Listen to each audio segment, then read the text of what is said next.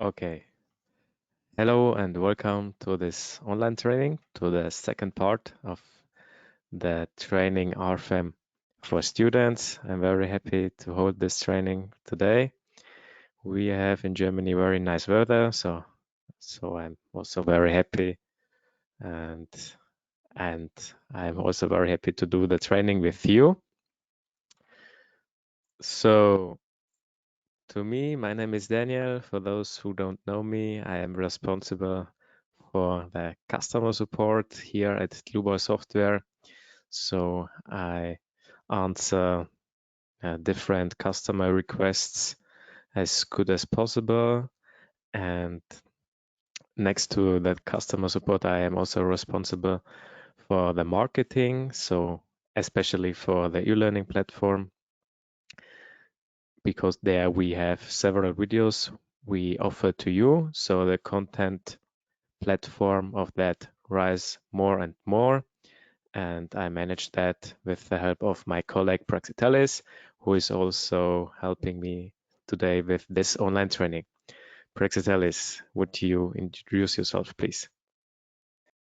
Hello, everyone. My name is Praxitelis. Good morning to everyone. I will be assisting Daniel today to this training. For those of you who are new to this training, I am responsible at Dlubal for marketing and public relations. That's for e-learning. We're building up right now a e-learning platform. It's very interesting. You should definitely check it out. Also, I am responsible for online trainings and tutorials.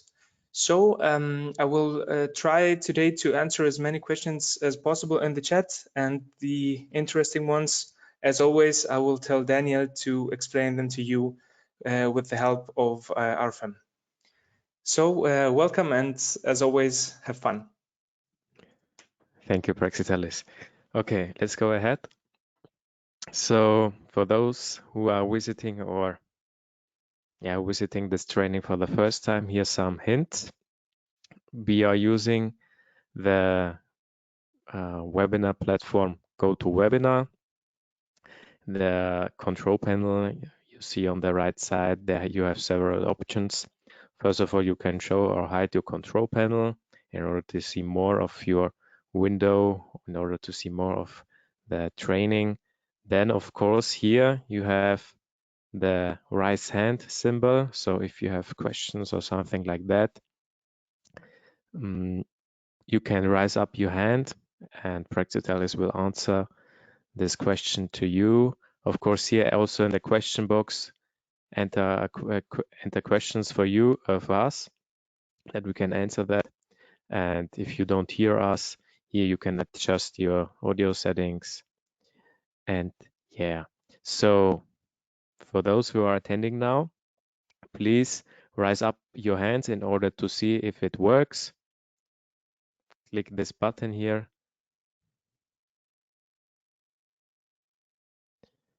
Very fine. Good. So I pull your hands down again. So what's the content of this training today? First of all, we are modeling a 2D frame with a hinge column. See on the right side. In RFEM, you have the possibility to model also frame structures in combination with surface or plate structures. And then we skip to the concrete building you see also on the right side. And at the end of the training, you have the possibility to ask us questions and we try to answer them as well as possible. Good. I close my webcam, skip or jump to my RFEM program. Yeah, this was one of my student projects, a roof structure. So, a membrane roof structure. So, I create a new model in order to, where I click here, new model.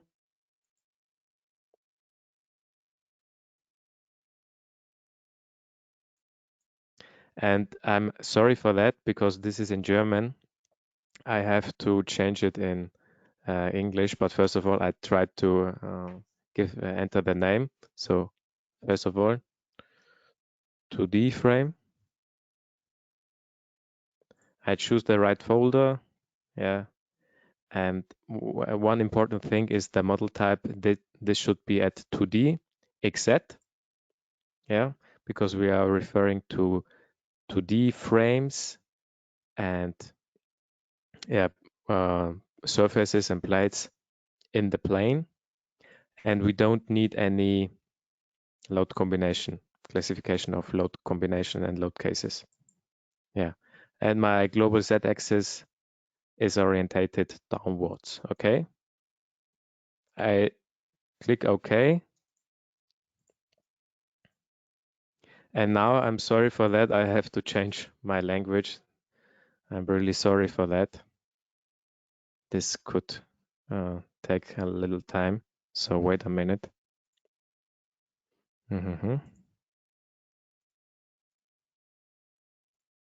So when you want to change the languages, I can recommend here at the menu bar, under options, you find the tool program options. And we are here a lot of international people. So we offer the language, we offer the program different languages. Yeah. German, English, and so on, also Spanish, Italian, and so on. And I want to change it now in English. Sorry for that. Now I have to close and start this program again. So it will take some time. Sorry for that.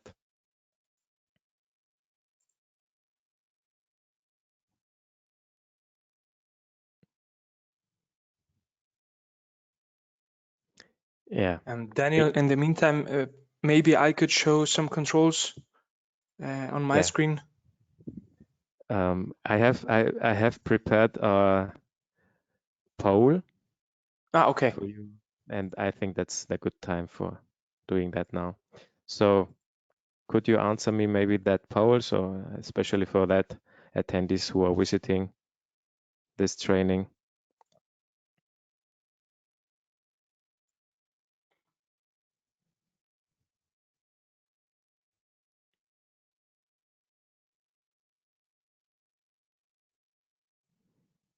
Okay, most of you have chosen this poll. I close this, show you the results. Yeah, and then we can see, okay, 97% of you have visited the first training. The first training was on this Monday. Yeah, it was in English. And I'm really happy that so much of you also visit this training today. So the second part of RFEM for students. And that's very good because now the basic knowledge of RFEM will be required for this training.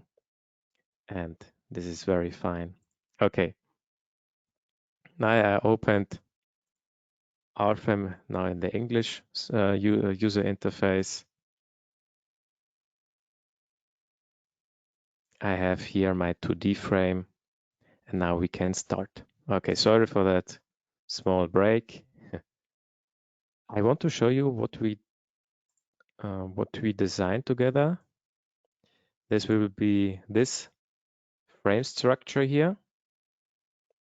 Yeah, so we have here some girders, also some columns, and here the hinged column with the bracing. And with RFEM, you can model also frame structures. And then we are going to make a stability analysis in order to get these buckling cases here. Yeah, good. So let's do that. First of all, I create my column. In order to create columns, you have to insert members. So I click here in the symbol bar, new single member. And because we haven't modeled or created one member yet, we have to create it again. So I click here, create new cross section for member start.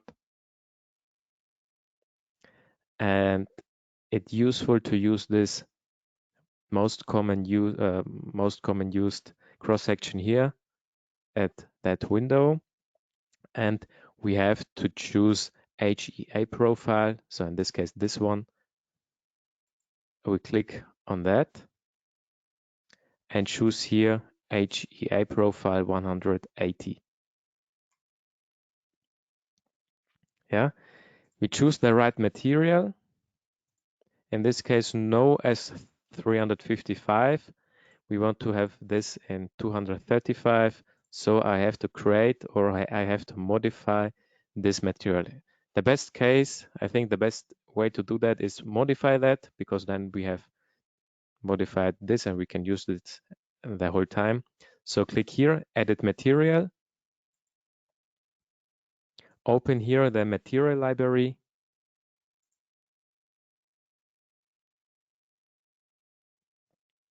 And choose here steel as 235.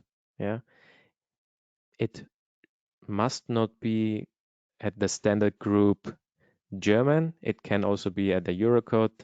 It has the same values, the same material properties. Doesn't make an difference. So choose here steel as 235. Yeah. Why 235? That's the yield strength of 23.5 kilonewton per square meter. When somebody is asking why is this the description of 235, you can answer him the yield strength. Okay, good. I choose that, click on OK. Now I have changed that to steel as 235. I click on OK. Again on OK. On OK. And I make my column 9 meters high. So one way to do that is clicking on the right snapping grid point here. So at Z equals negative or minus 9 meters, or you can snap one of these grid points here and enter here the length of 9 meters. That has the same effect. Then right click. And now I want to show you the copy function. So I select this column here, right click, say move and copy. And the number of copies I set at least to more than one in order to copy that. And my displacement vector is also 8 meters. No, sorry, 9 meters. Oh, 8 meters, sorry, now it's right. Okay. Now I have two columns here. And now the next thing is to create here the upper girder. Yeah. So the roof girder or the roof beam. For that, I choose again here, new single member. And I create again a new profile, clicking here, creating new cross section. And for that, we need an IPE 270 profile. So again, here we have this IPE profiles. If you don't find that here, or if you don't find the wished profile, just open the cross-section library, for example here, and RFEM offers you a lot of different, several cross-sections. And when you want to find the eye profile, you click here. So the eye sections, click here on road and so on. I can do it like in this way, but I can do it also in the other way. Now I'm here at that window. Go here for IPA, IPE, and click here the IPE 270. If you want to see the different cross-section properties, so the values, click here about the info button below, cross-section, and now you see a lot of cross-section properties. Yeah, shear area, cross-sectional area, also the moment of inertia you see, and so on. I click on OK, again on OK, OK, and I model my girder from the left side to the right side. Good. Now, the next point is creating the slab beam here. We have also a slab beam or slab girder. It has another profile. First of all, I want to create this cross section. I told you in the first online training that we have also the possibility to create cross-section members, model datas with the help of the data navigator, but also with the help of the tables. Yeah. Now I want to create the new cross-section with the help of the data navigator. So first of all, I choose the data navigator, go to the area of cross-section, open this tree there, and with the right click on cross-section, I say, okay, new cross-section, please. And there I create a new cross-section. In this case, again, an IPE profile, but IPE 360. Okay, click on OK, click again on OK. And now you see a new cross-section was added to the cross-section, and it's blue. It has the color blue. What does it mean? When you have some data here, model data especially, who are or which are blue, this means that they aren't used in the model right now. Yeah. But when we create a new member with that cross section, it will jump to the black color because it is used for that model. Okay, you will see it. Now I want to create this beam girder here. So first of all, I want to create an additional node here. So with the right click on the left member, I can divide this member, and now I have the possibility to divide it by 3 options: graphically, by in intermediate nodes, or by distance. I choose by distance because now I can say, okay, here I have the length, here the member orientation, it's from the bottom to the top. I think that's pretty clear. So I have here the starting node and here the ending node. So, and I want to divide this at the height of 5 meters. Yeah, I click on OK. I get here a new node. Now I can easily create a new single member, again by clicking here at the symbol bar, new single member, and choose now the right cross section I've created before. Click here IPE 360 and create that from that side to the other side. Good. Now we want to create again here a column. Yeah. And for that, I divide this member again. Click here, member number 5, and say divide member. But at that time, we do it graphically. Big advantage at the graphically dividing is that you can not divide just this member we clicked before, but also any other member. This is one advantage of the dividing members graphically. Important thing is to choose the right steps, the delta steps. And now I go to this member here. It refers also to the member orientation. And here is important that we divide this here at the length of 4.5 meters. So close this window.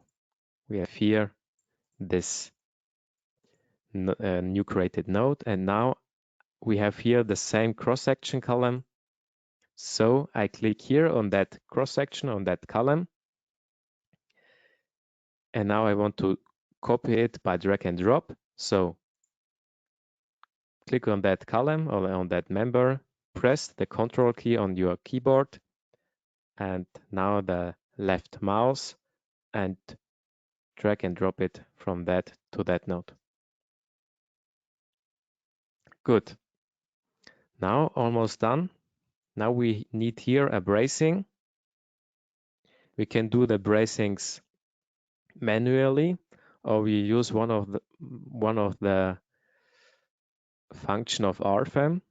You find many functions of creating or modeling something here in the menu bar.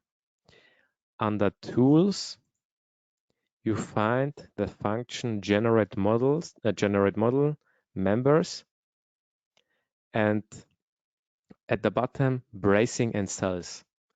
This is very useful for creating some models very fast. Yeah, in this case, it's not so fast, but I want to show you to that because you have also the possibility to create a lot of other things like continuous beams, 2D frames, and so on.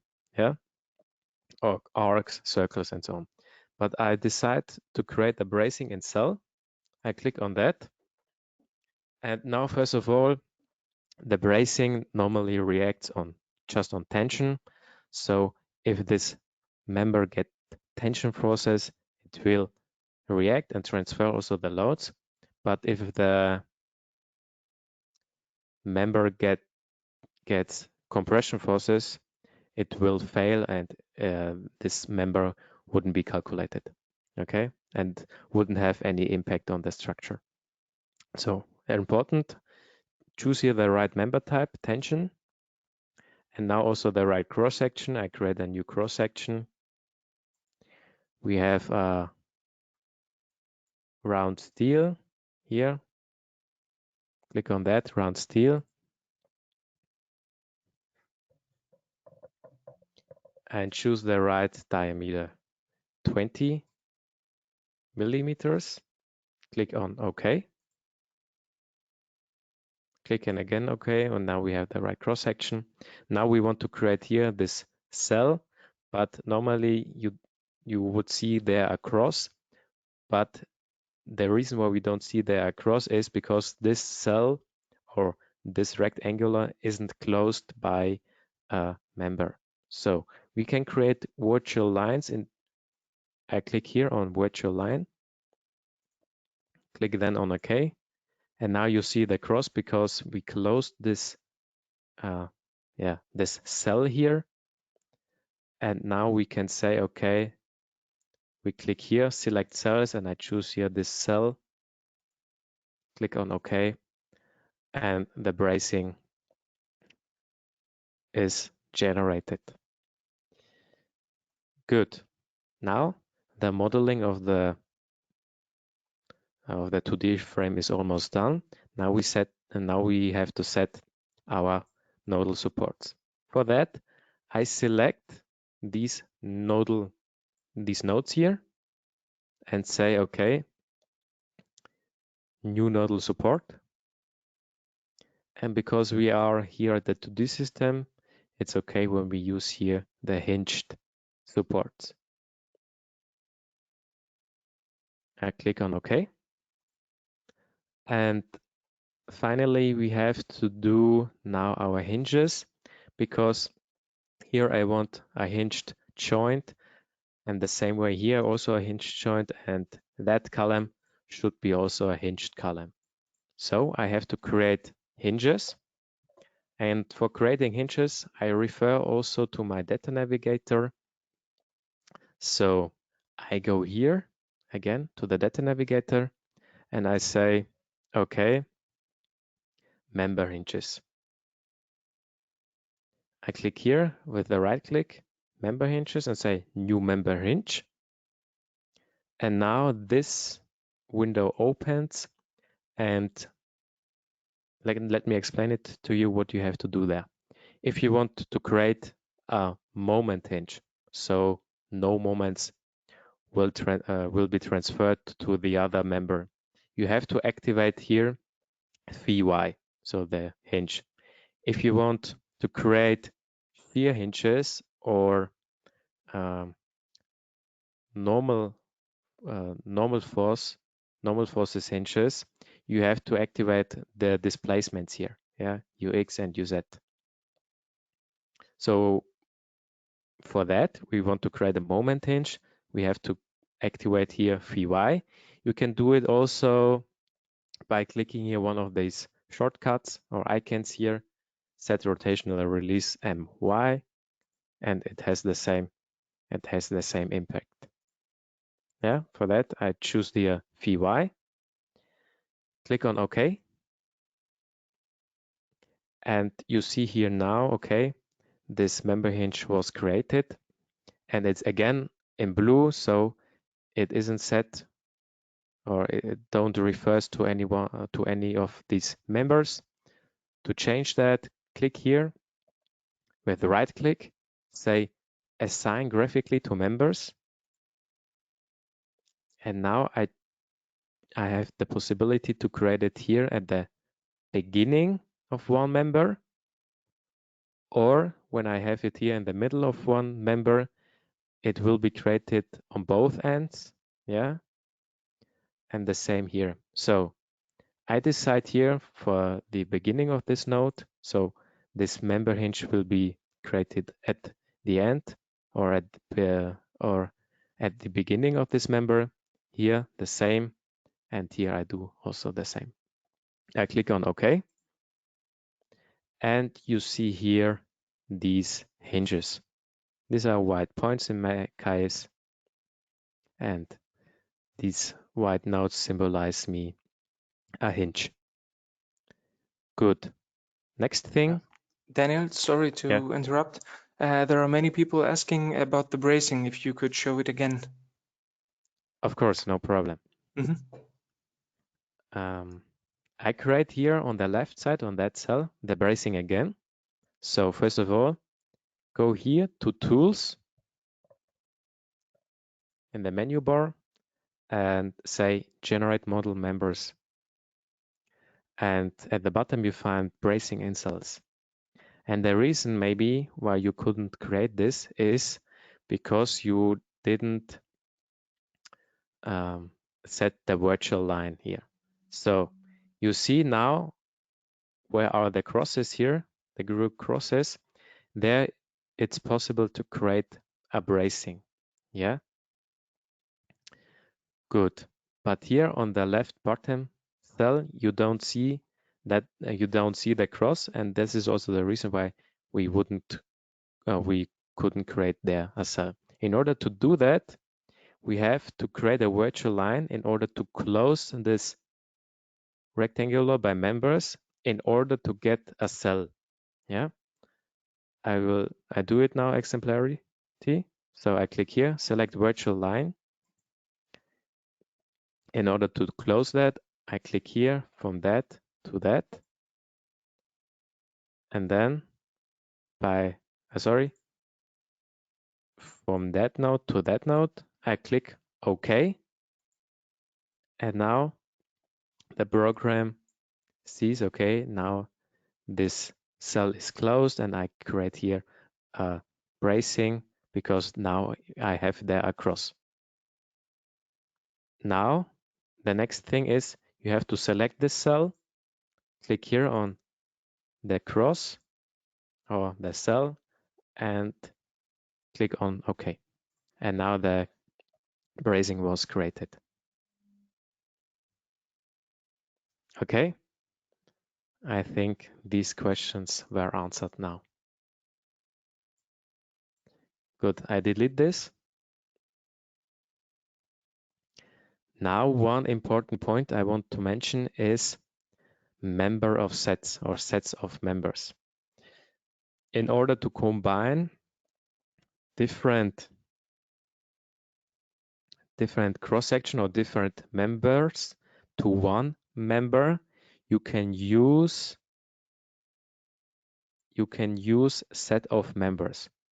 This gives you a lot of advantages concerning the loading, concerning the designing, concerning the view of the internal forces and also the interpretation of internal forces.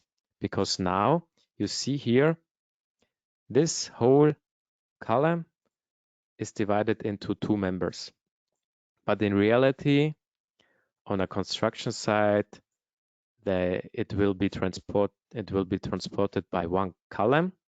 And in order to consider that as one column, you can set these members. You can summarize this to one member. And for that, I click on both members, add the upper member also to my selection by pressing the Control key. And then with the right click, I can say, okay, create set of members. And here I can give their name. In this case, I say to the column should be continuous members. And I click on OK. And when I change the display model a little bit to the wireframe model here in the symbol bar, you see here this set of member.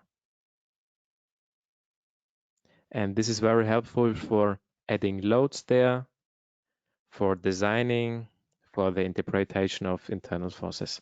I show you now the difference between that one, between the right side, because we have still these two members, and on the left side we have this set of member.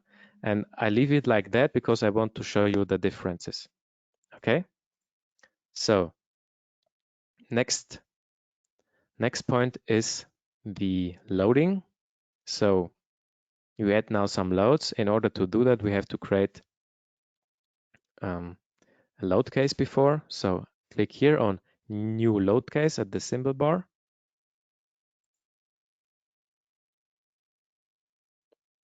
And enter there a name.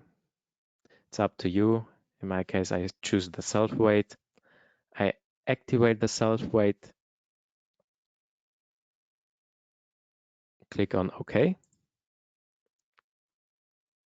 And now I add there some loads. Because we are using a frame structure and we have just members here, we have to use also member loads, not line loads. Line loads please use at surfaces. So lines of surfaces or edges. And when you have frame structures, please use member loads. Yeah. Good.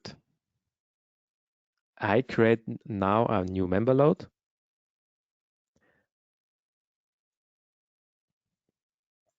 And I refer to the projected member length. This is similar to the snow load when you have an inclined member, for example.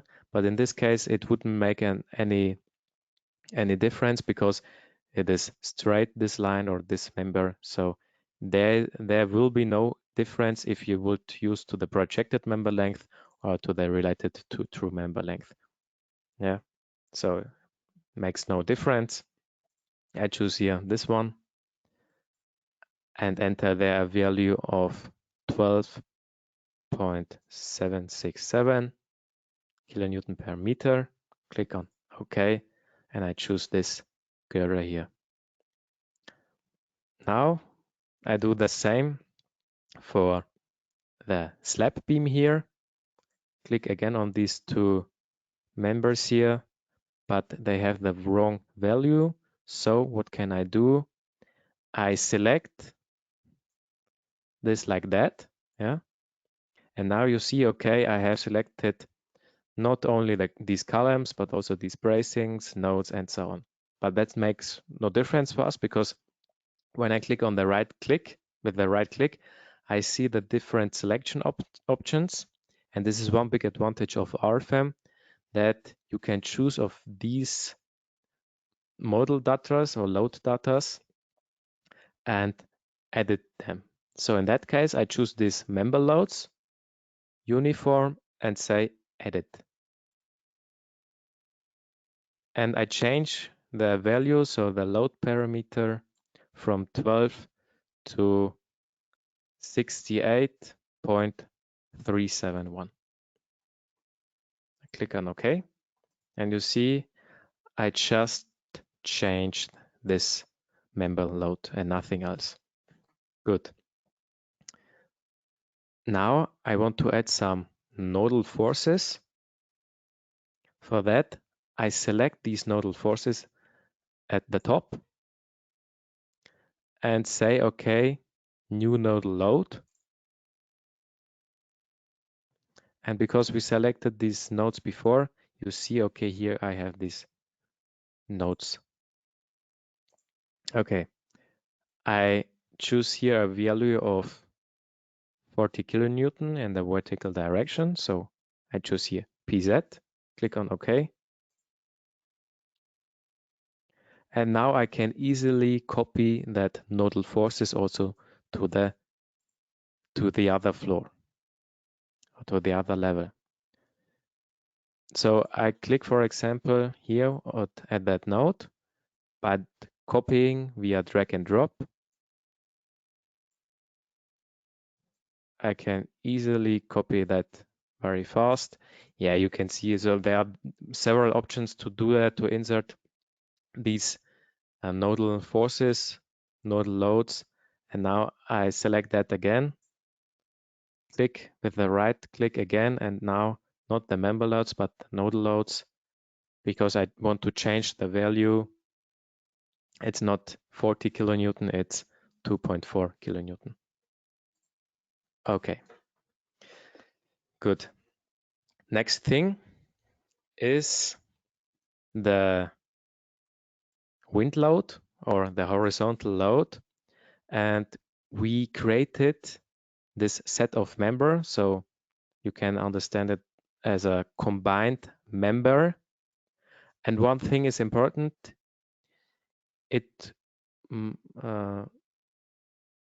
the cross-section of these members for the sets of members, it isn't necessary to have the same cross-section. So it doesn't depend on the same cross-sections. This set of members could or can have different cross-section. Yeah. So when I want to when I want to create a set of member, it is possible to have here a different cross-section and to have here a different cross-section. So it's independent from that. Okay. Now see the difference. I create here again new member load.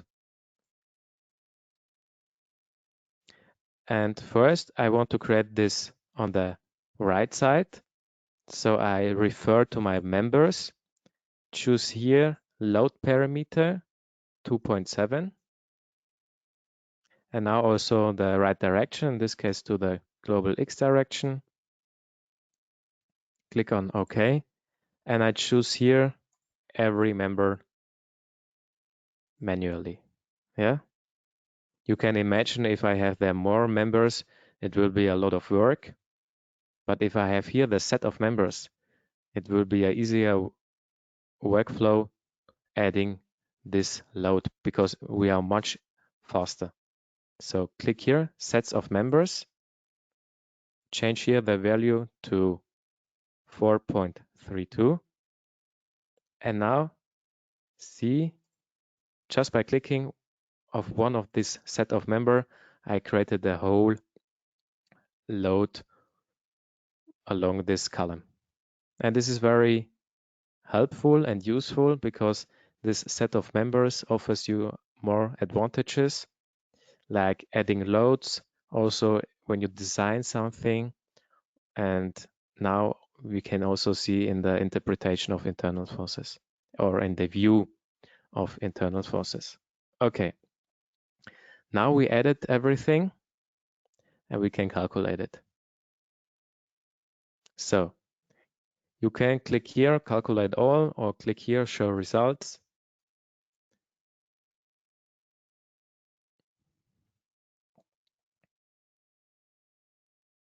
And first of all, we see here the deformation. If we want to display the deformation a little bit in a nicer way, go here to the display navigator, go down to the results, and to the area of deformation, members, and choose that the cross section should have a colored deformation, and you see it like here. You can deactivate maybe also the isobands, the separation lines, and now it would look a little bit nicer. Yeah, this is one tip.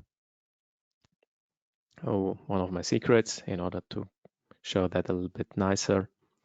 And then let's go to the internal forces. So for that, we have to activate the members here. And okay, what I want to show you is, first of all, the bending moments.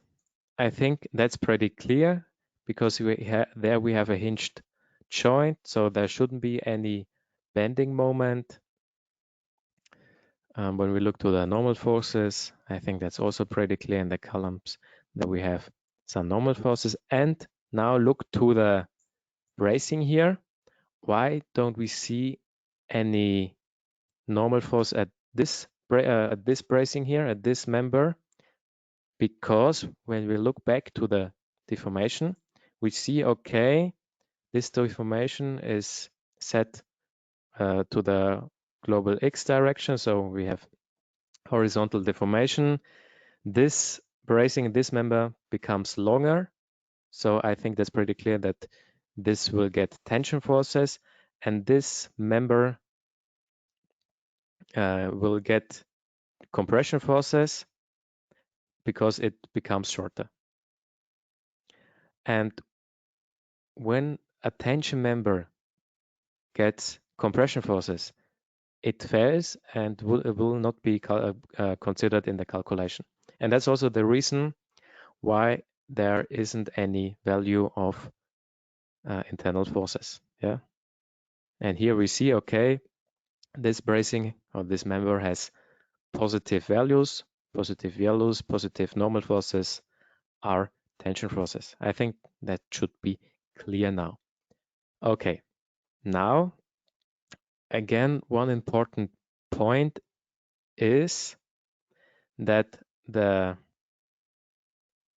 connections of the member type, so I double click on one of member, we have here different member types. And this member type beam, this is the standard member type for using or for creating these structures. This is a type where you can transfer all internal forces. So you have normal forces, you have the shear forces, and you have also bending moments. So it's a bending resistant beam. When you have trusses, for example, a truss, for example, is a beam, and at that beam you have at both ends hinges. So at the end of this truss, you wouldn't have any bending moments. Yeah. And the same with tension and compression member types and so on. You have a big choice of these member types. But the most important is the beam, truss, and also this tension and compression. Okay, good. Later we come back also to the ribs, but this is another story. Okay, good. And now I want to show you also the view of the internal forces at a set of member, because this is also a more advantage to do that. So I deactivate that. I change to my wireframe model. And I click here with the right click and say, okay, result diagram. And I see it here at a separate window, the whole internal forces, also the distribution of these forces, also the deformations. I can activate it here. This is very helpful, very useful, because when I want to have the same on the right side of my structure, I have to click every single member, yeah, and then right click and say, okay, now result diagram. And Now I have the same effect, the same situation, but I have to click every single member in order to have the same situation like on the left side by where I just click this set of member and say result diagram. Okay, I think that we have everything concerning this. And now I would say we have time for questions. Praxitalis, are there any questions? Only one, Daniel. Someone is asking what's the difference between truss and truss only N, only normal forces in the member type option. Okay, I can show you the difference. Okay, first of all, I show you with the help of the cables, okay? I think that's the best way to do that. So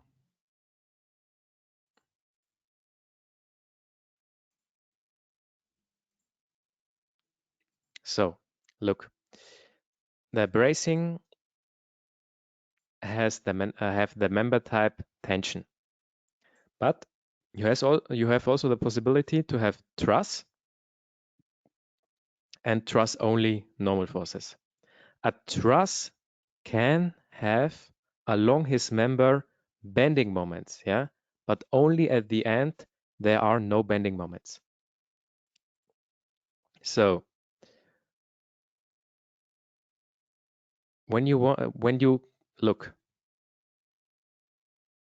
I create here a rigid joint, so I delete this member end,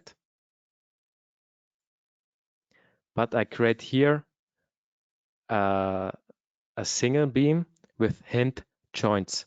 So in order to create that, I create here at the member end again a hinge, yeah, and now it's a single beam, yeah. You have no bending moments there. You will see it now of this member, just for this member, okay?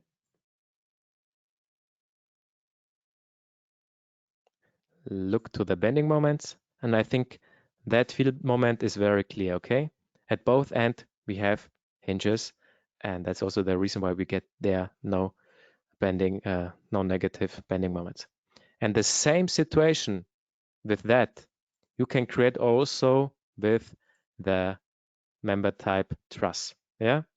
With the member type truss, the adding of member hinges is blocked, yeah, because at both ends you have hinges. Now look to the internal forces of the bending moments. Same situation, same effect. Yeah, I think that's also clear. And now I want to show you with the truss. So for that, I choose here these two bracings, say edit, and truss only normal forces. Now I think the better way to show you is when I activate this at the columns. Here for that. So look to the bending moments, and when you look to the columns, you see there are some bending moments, yeah. And when you don't want to have that, when you want to just to transfer normal forces, only normal forces, click on that member, on that column, create here truss only normal forces. So the program will calculate that column that it will get just normal forces. But these forces can be positive and negative. So you can get compression or tension forces. So, but nothing else. So just normal forces, positive or negative. I calculate it.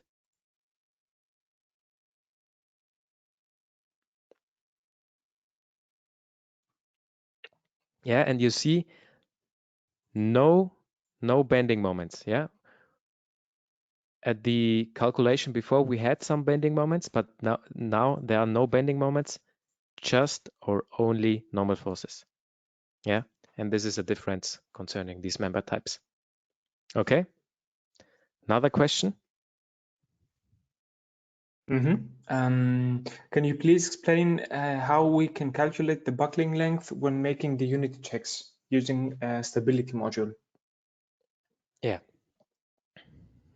So this is the next thing, doing that, making a buckling analysis. So for that, I change these again to normal beam here. Change this beam again to the beam, and the member start a hinge. Okay, now we have the situation before, and now we can do the buckling analysis. So for that,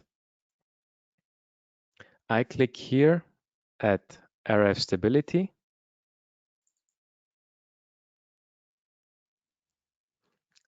I consider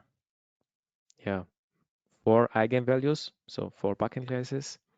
I refer to my self-weight load case. I just have to activate my division for straight members at least at 10th. So the minimum number of member division should be 10. It's up to you, but more than 2 definitely. And the other settings, you can leave it like that.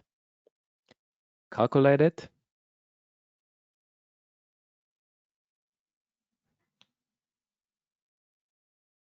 And now you see the critical load factors. Yeah, so the factor where you have to multiply the whole forces, the whole loading, in order to get an instability. But we want to show the eigenvectors. And here we see it.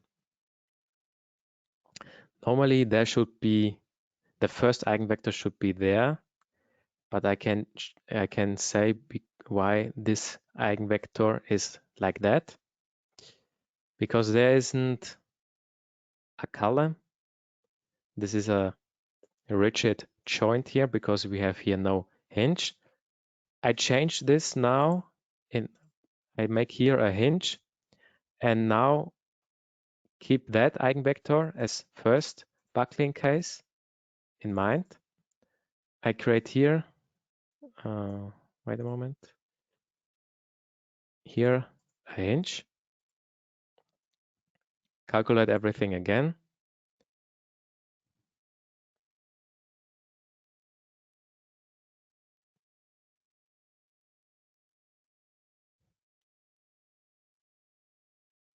And now it's better. So the first buckling case here is this column. So we have here the second Euler case. And this is a local buckling case or a local failing, because you see, okay, just this column will fail at the eigenvector or the critical load factor of 5.81. And then the second will be a global failing. Yeah. And to look to the buckling lengths or critical lengths, effective lengths, click here. And here you see the critical lengths of this. Yeah. And when we look maybe to the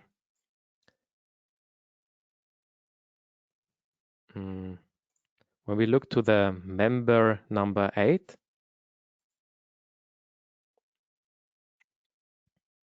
there should we have a member length of the same length like this one. Yeah, look here, member number 8.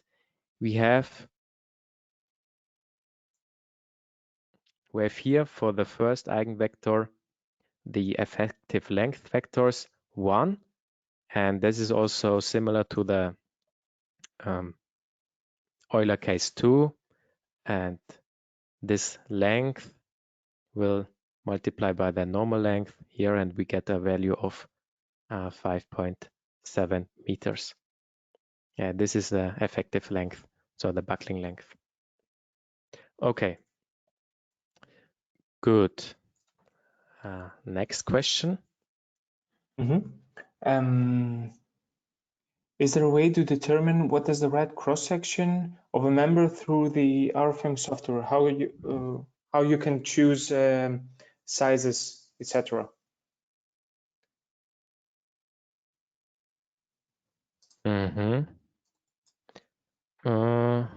So as far as I understand, this question is,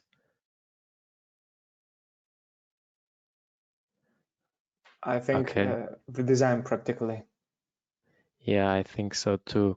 So you want, okay, I think you want to prove if this cross-section is enough for the whole loading. In order to do that, you have to do some designs, and we can do a simple design, for example. So look to the, we make a very easy design. We make a stress design here at that beam. So look at the results, look at the bending moments. So we have here this normal forces, this bending moment, and so on. So now look to that. We make a very easy design. For that, you have to use one of our add-on modules. And there you can refer to several design options. For example, when you want to design it according to the Eurocode, please use this RF Steel Eurocode 3. When you are from somewhere else and you use some different standards, please refer to the wished standard here. But for that, I make a very linear elastic proof. So I go here, RF Steel members. This is a general stress analysis of stress members. I refer to that member here. Click on OK. Choose this load case here. Now I can check here the right material and the cross section. And here you have the possibility after the calculation also to optimize the cross section. And I have here this cross section IPE 270. Yeah, I calculate it, and you will see, okay, the stress ratio is okay. So we have a value here of 0.64, and that's okay. So I can go back, say cross section, the maximum design ratio is 0.64, and I can optimize it. Yeah. So the cross section will be optimized, therefore the optimal section from the table will be used. Yeah.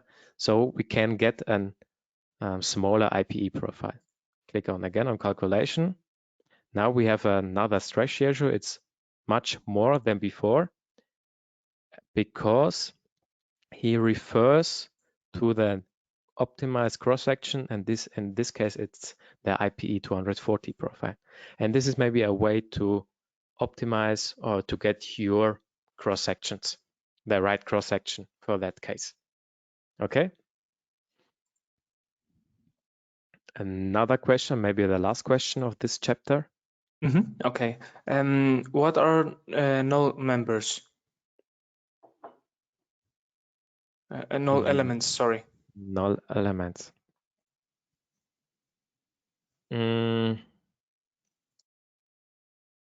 These null elements are members without any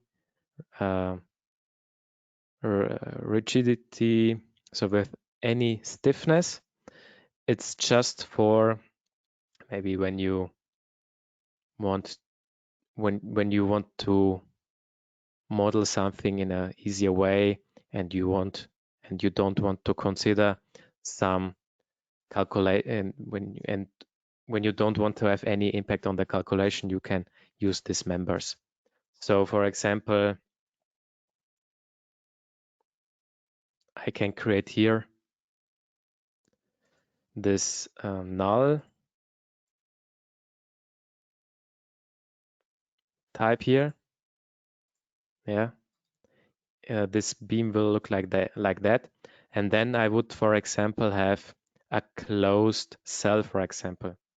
Yeah, this is maybe one option. Or when you want to add a surface load or members and you want to cover the whole right rectangle, you can use this null members.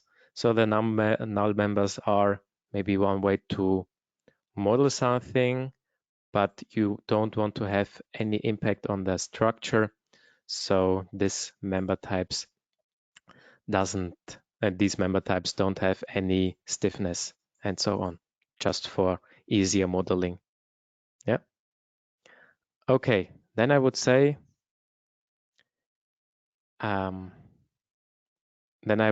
let's go ahead. Or would you say, Praxiteles? Yeah, I will answer the remaining questions in the chat. Okay, fine. Thank you. So I prepared some questions for you that will cover this chapter. For that, first of all, this question.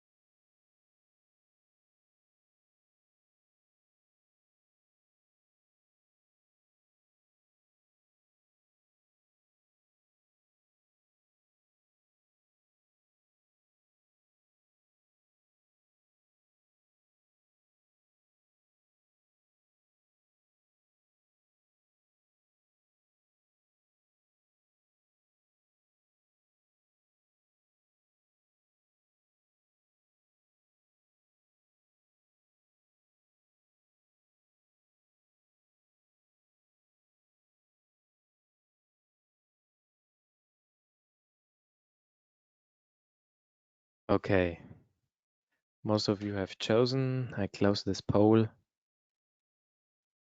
Show you the results. So when I have this member type beam, all internal forces are transferred or are transported to the other beam or to the other member. So I have a bending resistant joint. Yeah, no hinged and also no semi-rigid, really bending resistant. Okay, good. Next question is this one.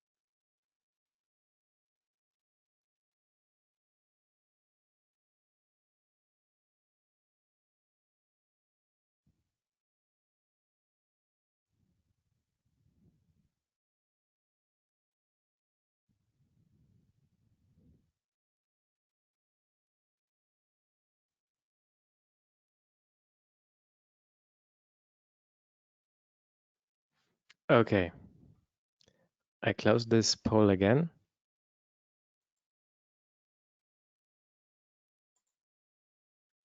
So at a 2D system, there are always some rotations and deformations partially blocked because we refer to a 2D system. And now it depends if you are watching a plane out of the plane or in the plane. And that's also the reason why maybe when I modify or I insert some supports, and that's also the reason why there are some rotations or displacements are blocked.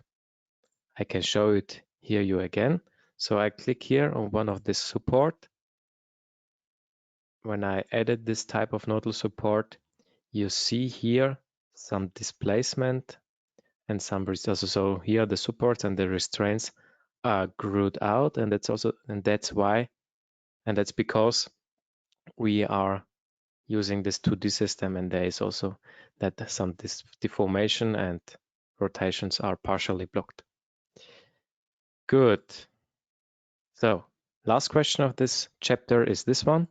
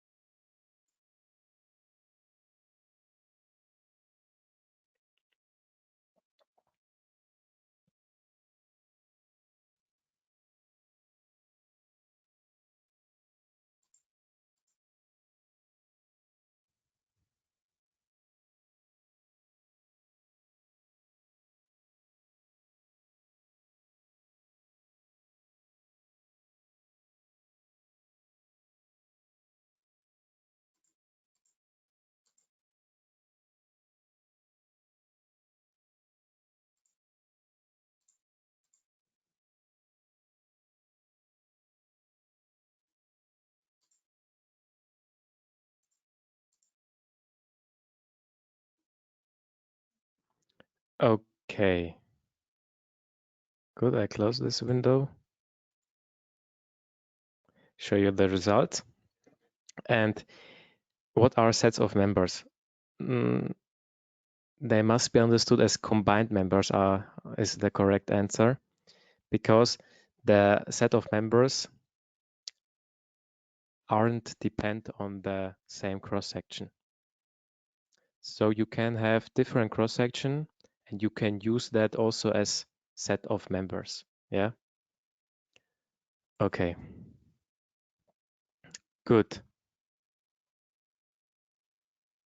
I see some questions concerning the buckling length again. So there's one question for the exterior columns, how we can calculate the buckling length. Okay. I try to answer that. So here you see this eigenform, this eigenvalue, and when you want to have a buckling length of the whole column, it will not be possible because you have here two different two different forms. Yeah, so from there to there on the one hand, and also from there to there. So to say one buckling length for the whole column, this isn't possible. Yeah, and when you make buckling analysis for steel structures, you refer just maybe for one length of this member here. Yeah. So remember this member number 4 here. I jump back to the RF stability, member 4, effective length, and this would be the member length you would have to do your stability analysis concerning your steel structures. Almost 10 meters, yeah, and this is important. Sorry, no 10 meters because, sorry, no 10 meters because you have also to refer to the right eigenvalue, eigenvector, and this is the second form, yeah, and for that you would have to use the second form here. So member 4, eigenvector number 2, and there you would have this effective length of 8.5 meters. Yeah.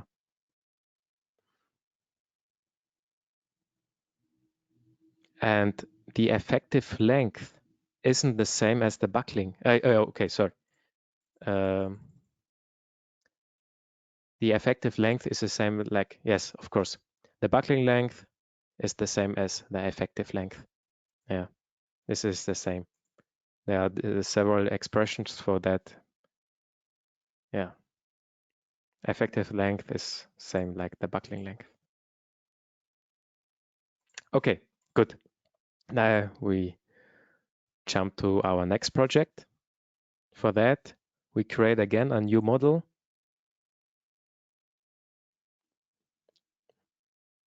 Enter their name, concrete model, and refer to a 3D model. I choose the right project name and save it to the right folder. It's up to you where you save it. My z-axis is orientated downwards, and now it's very important that we choose here the Eurocode, yeah, and select here the right national annex. For that, it's okay when we have here the CEN, also the Central Europe, and create the combinations automatically. We click on OK.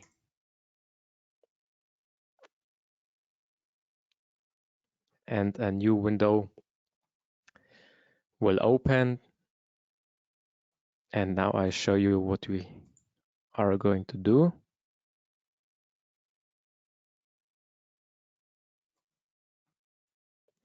We have here several floor plans, and this will be our plans, how we model it. And when I jump back to my PowerPoint, you see here on the right, this kind of structure we will model together. Okay, good. In order to enter or in order to insert the nodes very easily, I would recommend you now to use the tables, okay? So I jump back to the view in Z direction in order to have my WEC window like that.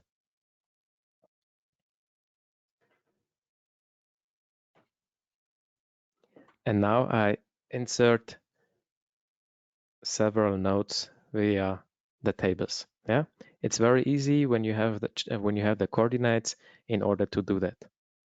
So just click here at nodes, click on one row or at one cell, refer to the origin point, then jump from one cell to the other cell with the help of the tab key on your keyboard, and enter here for X for the first node 0, 0, 0.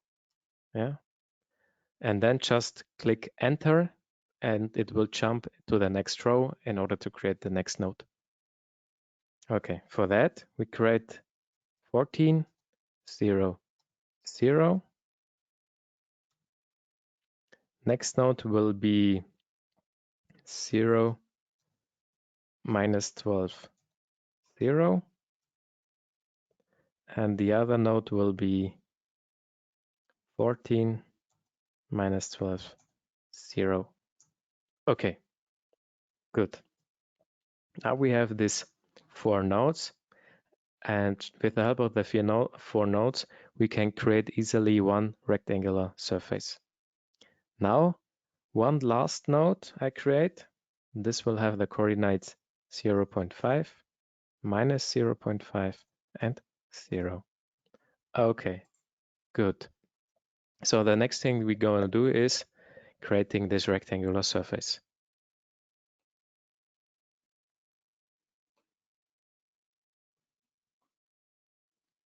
So click here on New Rectangular Surface. And I think this is now similar, so familiar. We decide to create this concrete C3037. And we have a thickness of 200 millimeters. Click on OK and draw this rectangular surface from there to there. Okay, this is our first surface. Now we create here a semicircular surface. In order to do that, I want to create here an additional node to have a radius in order to create this semicircular surface. So for that, click here to the symbol bar, go to a new node and choose here with the help of this arrow, node between 2 points. Now go from the upper right corner node, click on that and go 4 meters downwards. 1, 2, 3, 4. And now you can say, okay, at which distance the new node should be generated. Exactly at the half, because I want to have it here. And you see, okay, here I have now a new node. Good. Now the next step is that we create this semicircular surface. For that, go to the new rectangular surface, click on the arrow, then you have a choice of several forms of surfaces. Here, choose semicircle. Choose also the right thickness, click on OK, click on the radius, and go 2 meters down. And voila, we have this semicircular surface. Okay, good. For the next things, we need to copy, we have to copy this node several times along this axis, and also copy it a little bit upwards. Okay, so click on that node,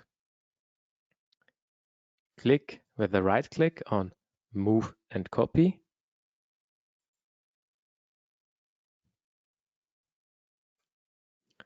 And say here, okay, number of copies should be 2 with a displacement vector of 5. Click on OK. And the last node I want to copy again, but in this case only once, with the displacement vector of 3. Okay, good. Now I want to copy these nodes again against the global Y direction. So I select every node. Important that you draw your selection window from the left to the right lower corner. Right click, say move and copy again. This case also number of copies should be 1. And this displacement vector in this case is minus 4.5. Okay. And now you select the third node from the left side.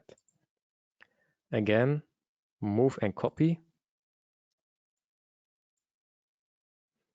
And there it should be 4 meters, minus 4. Okay. Now we want to copy everything to the next level. So we draw a selection window over the whole structure. Right click. Say move and copy. Now number of copies should be 1. And now against the positive Z direction, because we want to copy it 1 to the next level, click here, enter here the value of minus 3.25 meter.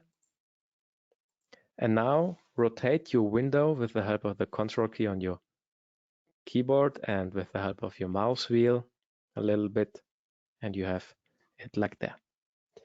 Okay. Good. Next point is creating the opening. So again, I show you the floor plan. Here we have an opening. Here we have an opening, and I want to create it now. Okay. Keep that in mind, that in order to create the opening over two surfaces is not possible. So you can just create openings in one surface.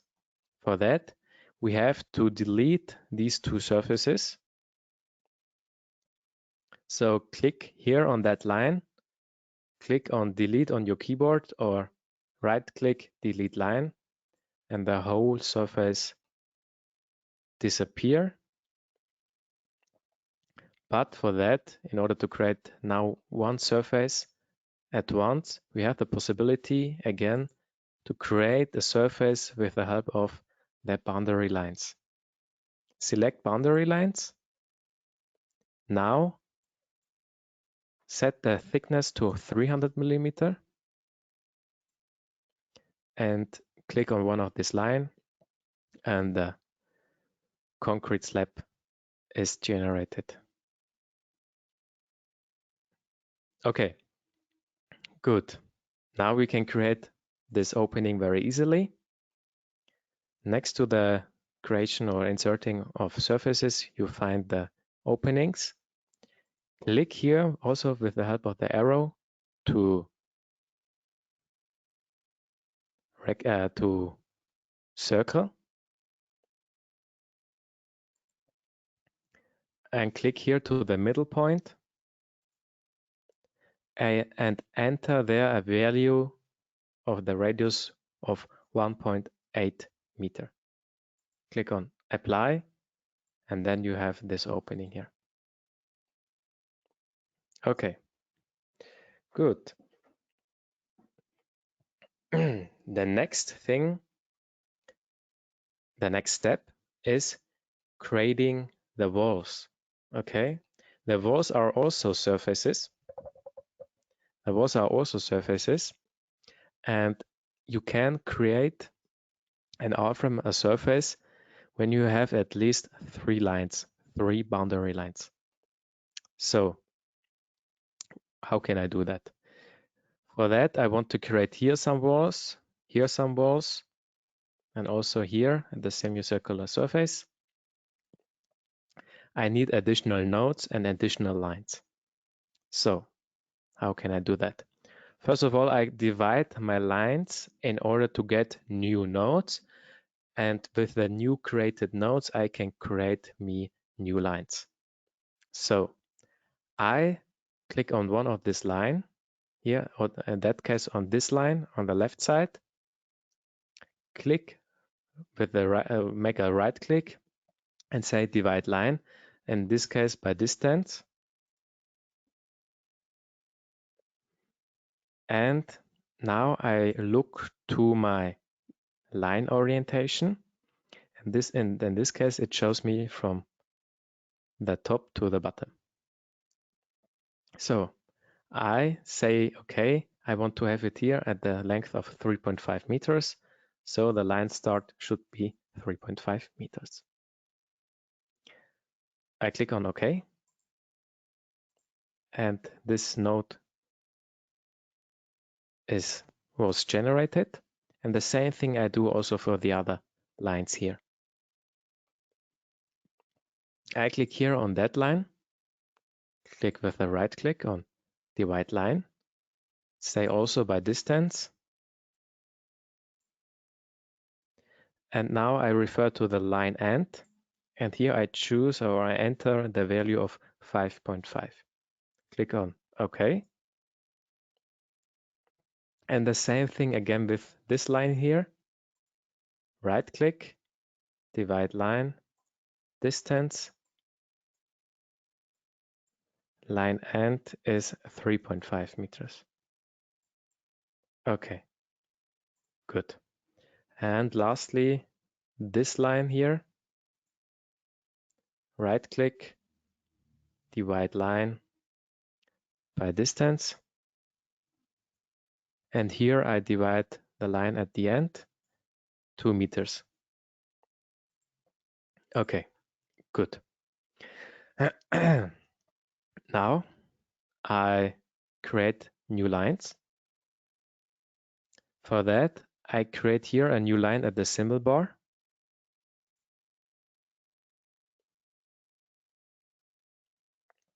And draw this line from the upper corner node to the lower corner node. Okay, now I have this line. In order to create walls, I need additional line, because then I have 4 boundary lines, and then I can use this function selecting boundary lines in order to create my surfaces. And now see and watch out. This is maybe one of the most useful functions in RFEM, the copying via drag and drop. I click on that line, press the Control key on my keyboard, and move this line from there to that node. And the same thing I do for the other nodes. Yeah. So these will be my boundary lines later for the generation and modeling of my walls. Okay, good. Now I can create me the walls. To do that, go here to the creation of rectangles, select boundary lines, enter there a value for the walls of 200 millimeters, and click here these boundary lines.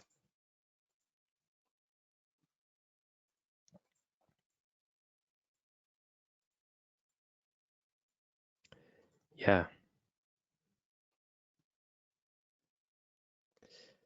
I think that's pretty clear. The reason why I don't do there any wall is at curved lines, plane surfaces aren't possible to create. So for that, you have to use another way to create there a surface, because what we were doing until now was creating plane surfaces. And this is everything possible with that, yeah. But now you see here, we have here a semicircular surface, a curved line. For that, we have to use something different, yeah. We have to use quadrangle. You find it here, the symbol bar, quadrangle, and that's a general 4-sided surface, yeah. Click on that. Also decide here for the thickness of 200 millimeters and click these boundary lines. Okay, good. Now, finally, step for that chapter is creating our columns. For that, I create me here a new single member. So in RFEM, in order to create girders, beams, trusses, and also columns, you have to create members, yeah? So click here on create new cross-section for member start. Decide here for this rectangle concrete cross-section, and we have a quadratic cross-section of 350 to 350 millimeters. Click on OK. And because we were referring to this concrete cross-section, the material was also set to the concrete C3037. Click on OK. Again on OK. And draw this member from the lower node to the upper node. And with the right click, close this insert window. So, because now I want to show you again something very nice. Again, the copy function via drag and drop. Select this member here, press the Control key and move it from one node to the other node. I think that's pretty clear. And now rotate your window so that you can select all 4 columns by drawing the selection window from the right to the left side. And now all columns were selected. And now press the Control key again, and you can copy it easily to the next node, to the next plane here. And then this node here, we want to create there again a column, create this here. Okay. Now I have missed something. I have to add there an additional wall. So for that, I choose or I select this outer surface here, this outer wall. Again, press the Control key and copy it from there to there. Okay, good. I think we finished this chapter. Praxitelis, now we have time for answering some questions. Okay, we got the question, as always, if you could show the opening again. Okay, of course, that's no problem.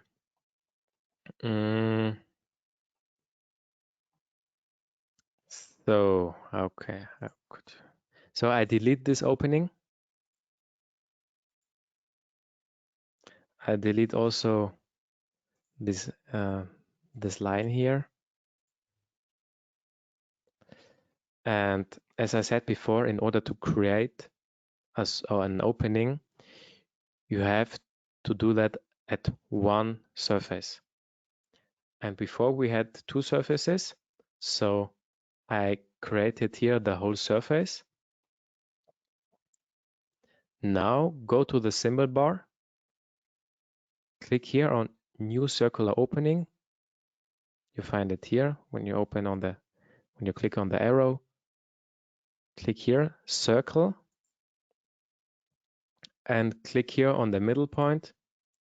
And now you have the possibility to do it, graphically, but because you are working with the wrong work plane, it will not be so easy to do that. So just enter the value of 1.8 meters, click the key Enter, and the opening was created. Yeah? Okay, next question maybe. Okay, I think that was everything. You can carry on. That was everything? Okay. Yeah. We will have time at the end to answer maybe questions. Okay, good. So now I would continue with the creation of downstand beams. So downstand beams, also known as T-beams. I show you what I mean with downstand beams. It looks like that.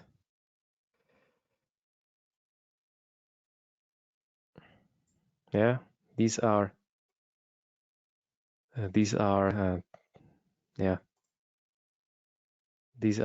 T-beams or also downstand beams. Yeah, look like that. This is a T-beam. And yeah, I want to create this now with you in RFEM. Okay, good. In order to do that, we have to create a new line because, please keep that in mind, in RFEM, every member has a line and every line can have a member. Yeah, so every member consists also in a line. And that's also the reason why when you choose here this line and click on edit, that at the tab member, there is every time a member available. Yeah, so keep that in mind that every line can have a member and every member has a line, yeah, in RFEM. So for that, we create here a new line in order to create our downstem beam. So I click here on new line, click from that node to that node and again to the column here. So, and now maybe you see this isn't straight, this isn't a straight line. It's a little bit linear. Yeah, you see it here. And this is a mistake. So what we can do now, I want to have here a straight line. So I can copy everything. Sorry, not copy. I can select everything on that node and move it to the same level here. Okay. In order to do that, press please the Alt key on your keyboard, because when you want to select this within this surface here, it would not be possible because you would select also the surface. For that, please select the Alt key and draw a window, selection window, please from the left to the right side. Yeah. Now when you rotate the whole thing, you see, okay, I selected the column, the member, and also the nodes. And then say, okay, move and copy. And now say, select 2 points and return the displacement vector. Click on that node and on that node. And you see, okay, we have a displacement vector of -5 in delta x and then also in delta y. But delta x, we don't want to have this, just in delta y. Click on OK. Yeah.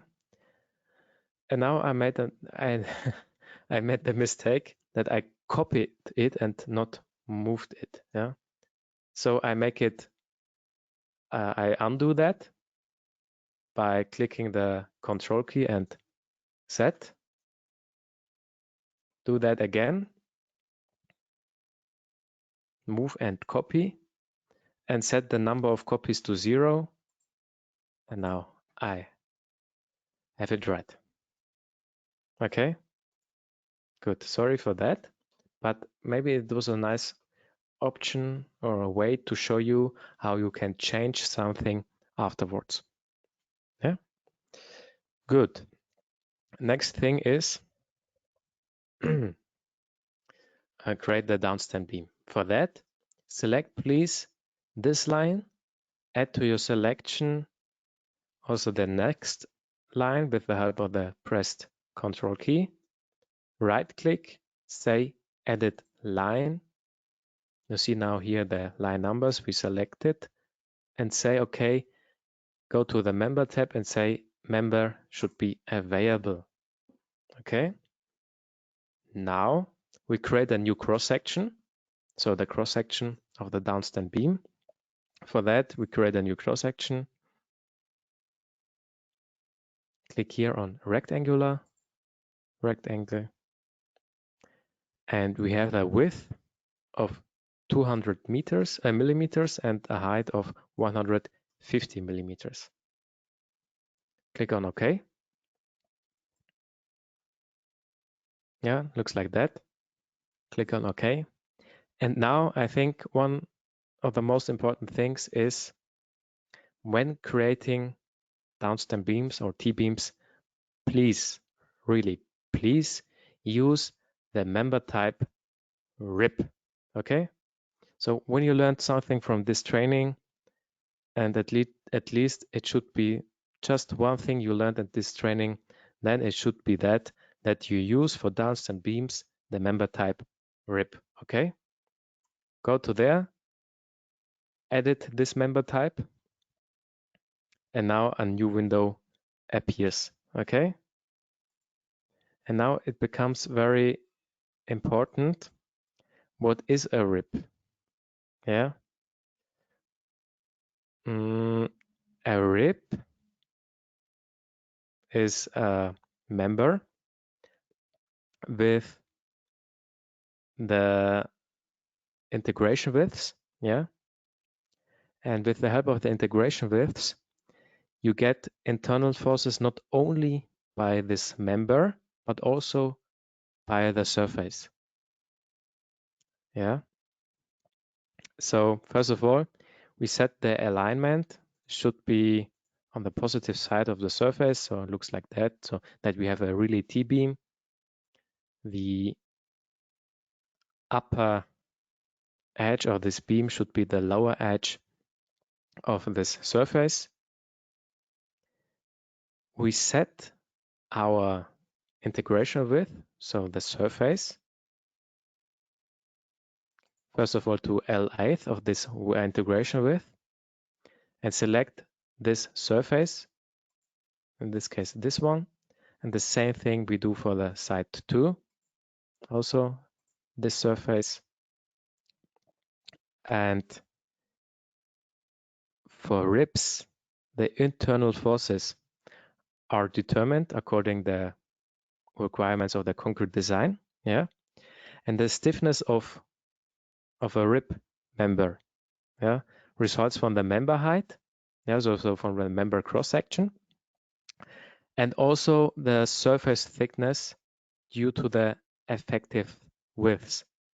So as a summary, the internal forces in that member include the member forces, yeah, I think that's clear, but also the internal forces of the surface that are integrated with the widths B1 and B2.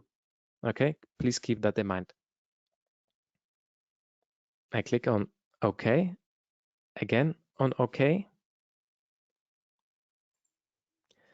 And now you see here this downstand beam.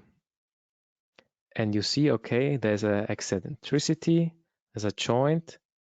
And now you don't have to do that. I just want to show you that when I go to the display navigator, go to the rendering, click here on model, solid model, surfaces, and say, okay, filled, inclusive with edges. You see it here.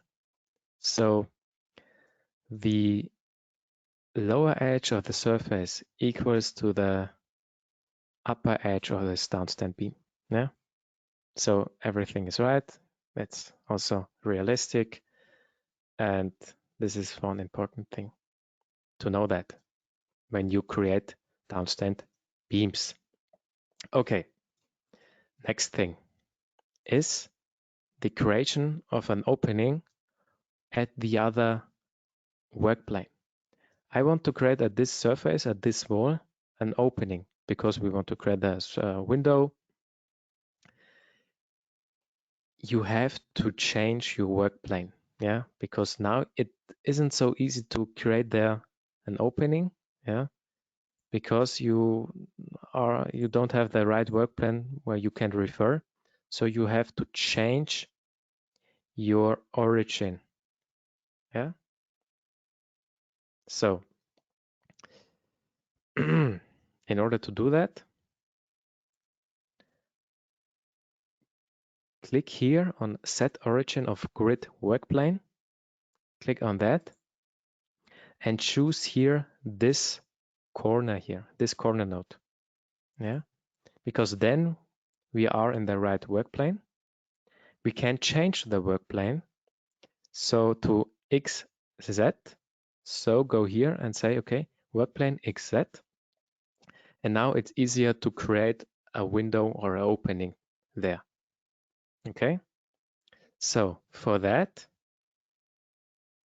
you can refer here rectangle, and now it's easier to create their different openings. But you see the snapping points, the grid points aren't so easy to snap, yeah, and they are not at the right coordinates. So for that, I create my nodes.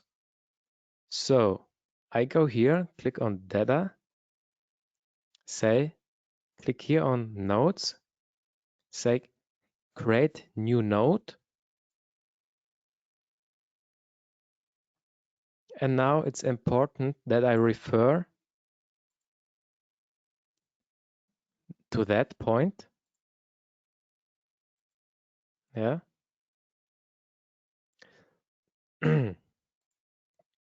Sorry, this was the wrong. Sorry. This was the wrong insert of nodes. I think the best way to do that is go here to the symbol bar, click on new node, and there refer to the coordinate system Cartesian.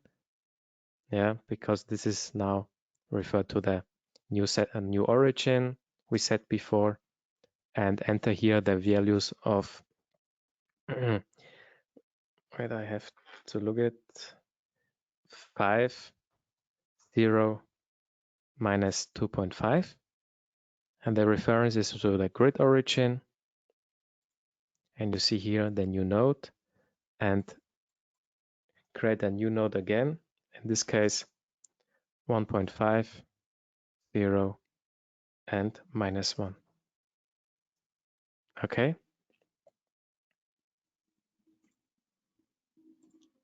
And now you can create easily this opening.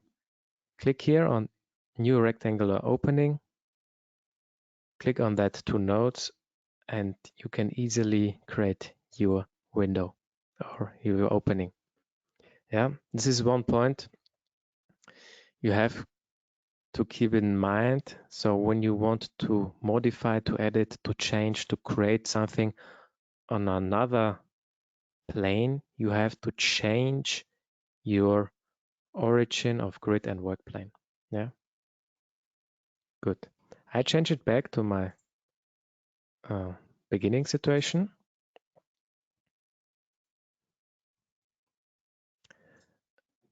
Yeah, and now we have maybe again some time to answer some questions. Dr. Stellis, do you have some questions? No questions yet, Anil. Okay. So I go ahead.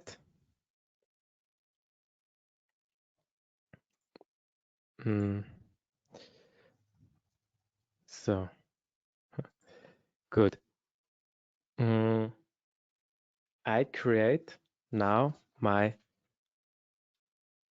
surface supports, okay? Because we need some surface supports in order to hold this complete structure, and also some line supports in order to hold here this lines, because there we want to have a continuous foundation. Okay, first of all, the line support. For that, I choose the line, the wished lines, and say, okay, new line support. And here we create a new line support, and we just want to transfer some vertical loads. So it's okay when we activate just the UZ, so the displacement, which is blocked. Click on OK. Click again on OK. And now the surface supports. For that, I rotate my window a little bit in order to select these surfaces here. So I click on that surface. I press the Control key and add to my selection this surface. Now, with the right click on that surface, I can say, okay, edit surface, and say, go to the tab support and eccentricity, and say the support should be available. And there we change, first of all, the units and decimal places, because we are referring to meganewton per meter to the power of 3.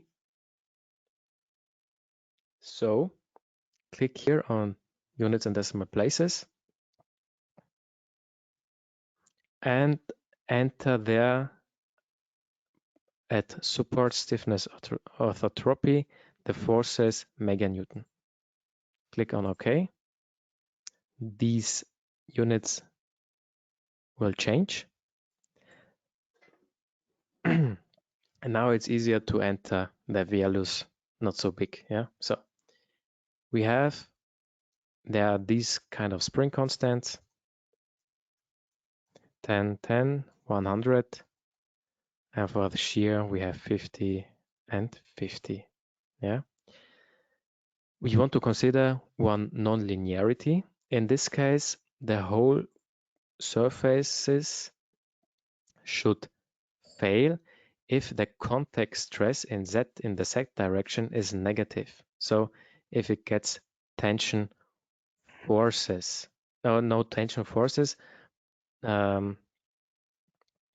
So this option corresponds to failure under tension. Yeah, this is right.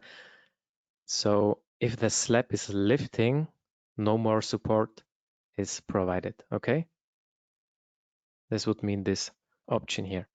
And in reality, when you design or when you model these kind of foundations, please consider every time some spring constants. Don't make it rigid. Yeah, this would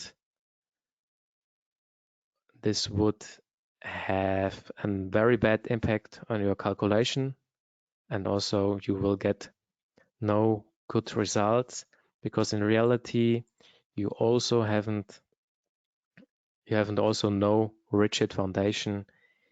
You have some spring constants in reality. Please keep that in mind, that you enter there some values. Okay, good. I click on OK, then again on OK, and we have created this support here. Okay, good. The next thing is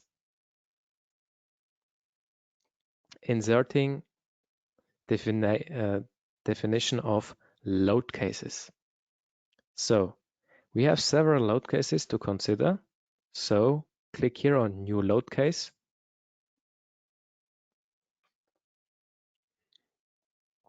And now you see here several tabs, more than at the other project, because we activated at the general data the automatical generation of load combination. So first of all, here we create the load case self-weight. We leave it like that. We activate the self-weight, so the program calculates or considers the self-weight with the help of the geometry and also the own weight of the material, specific weight of the material. Then we create a new load case. In that case, imposed load, and we refer to the action category shopping areas. Then we create again a new load case. For that, we create a wind in the positive X direction, and again wind in positive Y direction. And the same we do with the imperfection. Once in the X direction and the other towards the Y direction, positive Y direction. Good. All load cases are defined. So let's jump to the actions. What are actions? Yeah, we have here 3 different actions: imposed, permanent, and wind. And when we jump to the wind action, we see here this acting. It can be simultaneously, differently, and alternatively. So what does it mean alternatively? This means that when I would combine two load cases together, they would exclude each other. So there will never be a load combination of both load cases of wind. Yeah, this means this alternatively. So load case 3 will never be combined with load case 4. Okay. When I have it here at simultaneously, this would mean that these load cases would combine with together. Yeah. And differently, if I have there more load cases and I set them into different groups, they would exclude each other when they have different groups. Okay. But for that, I leave it as alternatively, and I jump to the next tab, the combination expressions. There we have 4 existing combination expressions, 1 ultimate limit state, and 3 serviceability states. Yeah.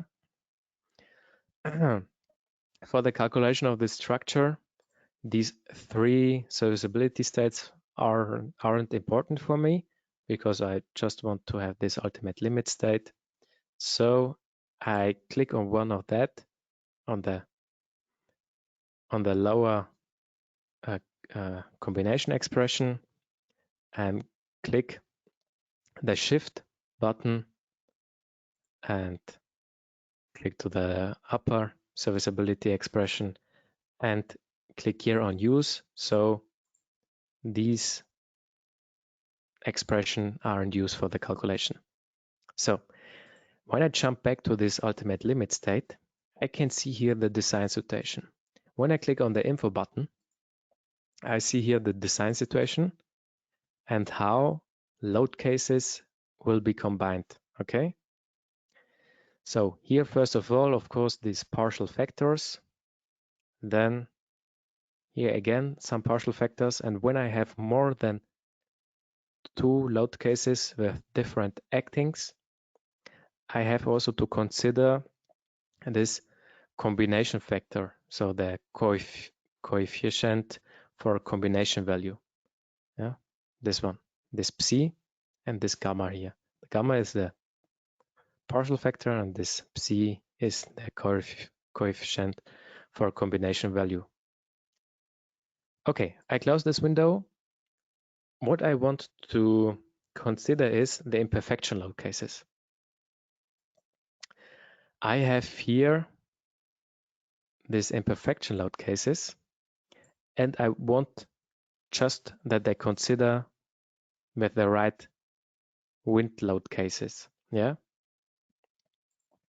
For that, I say, okay, all imperfection load cases as alternative. So no imperfection would combine with each other. So they exclude each other, but I subject to specific load cases, and I don't want to have that the imperfection towards the positive x direction will be combined with the wind in the positive y direction, because this would be a little bit favorable for the whole situation, for the whole calculation. And I know the most unfavorable situation will be if the imperfection towards the positive x direction will be combined also with the wind in the positive x direction. Yeah. So I exclude them. The same I do for the positive x direction when I have the load case imperfection towards positive y. Okay, I close this. I jump to the next tab, the action combination. Here we see the different action combination. For that we have here, maybe when I jump to the action combination 3, we see here, okay, we have this factor, and this factor, the leading load case, yeah, the leading action. And this is very interesting that you can see, okay, I have here my partial factor and here my combination factor. And yeah, you can see here we have the full partial factor, so 1.5, and every every other acting or every other load acting will have this additional psi. So in this case, this coefficient for combination value. Yeah. And this is also the reason why we have here a little bit lower factor. Okay. Now I jump to the load combination. What is a load combination? A load combination is a combination of all load cases taking into the consideration that we have these partial factors and combination factors. And we combine these load cases to one bigger load case. So when we jump to the load combination 10, we see here, okay, we have the load case 1, load case 2, load case 4, and also load case 6. Yeah. And here also the different partial factors and combination factors. Yeah. Okay. And then I jump to the result combinations. What is the difference between the load combinations and the result combinations? The result combination is a combination of all results as an enveloping result. So you can see the maximum and the minimum of internal forces or general as of results.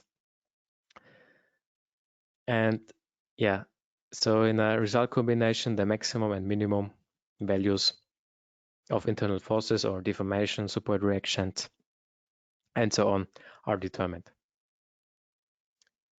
Yeah, this is maybe one big advantage because there you have 18 different load combinations and you want to see the most unfavorable results.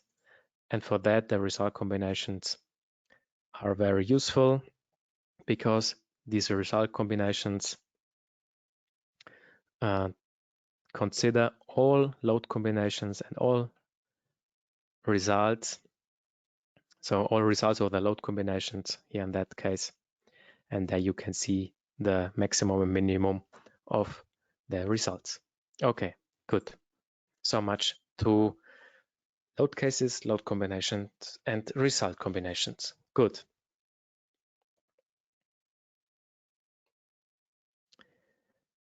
Now I would say let's make the loadings and then we can calculate the whole structure. Okay. For that, first of all, I jump to the load case imposed load because at the load case self-weight, we don't have any loads. So let's begin with the load case 2 imposed loads. For that, I go here, say create new surface load.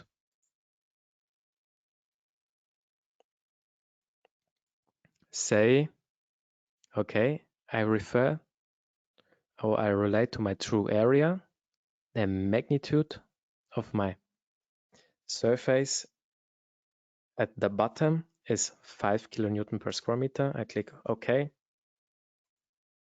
Choose here. I made a mistake, unfortunately. Again, I click this surface here, and then I rotate my work window a little bit in order to click on that surface. And the same I do for the upper surface, but here I have to change the value from 5 to 2 kilonewton per square meter. Okay, good. Now I jump to the next load case. In that case, load case 3, wind in positive x direction. So here I choose this wall, click on new surface load. Of course, I have to refer now to that one, global related to true area, and enter there a value of 0.4 kilonewton per square meter for the pressure side.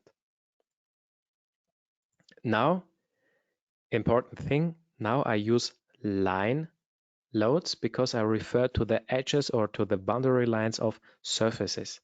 And there you can use line loads, yeah?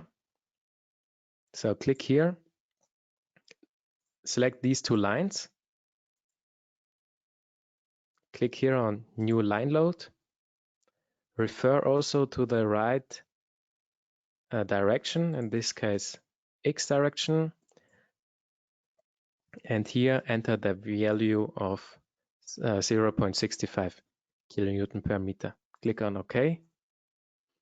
And the same thing we are going to do for the right side. Yeah. Here I choose again these two surfaces. Click again on new surface load.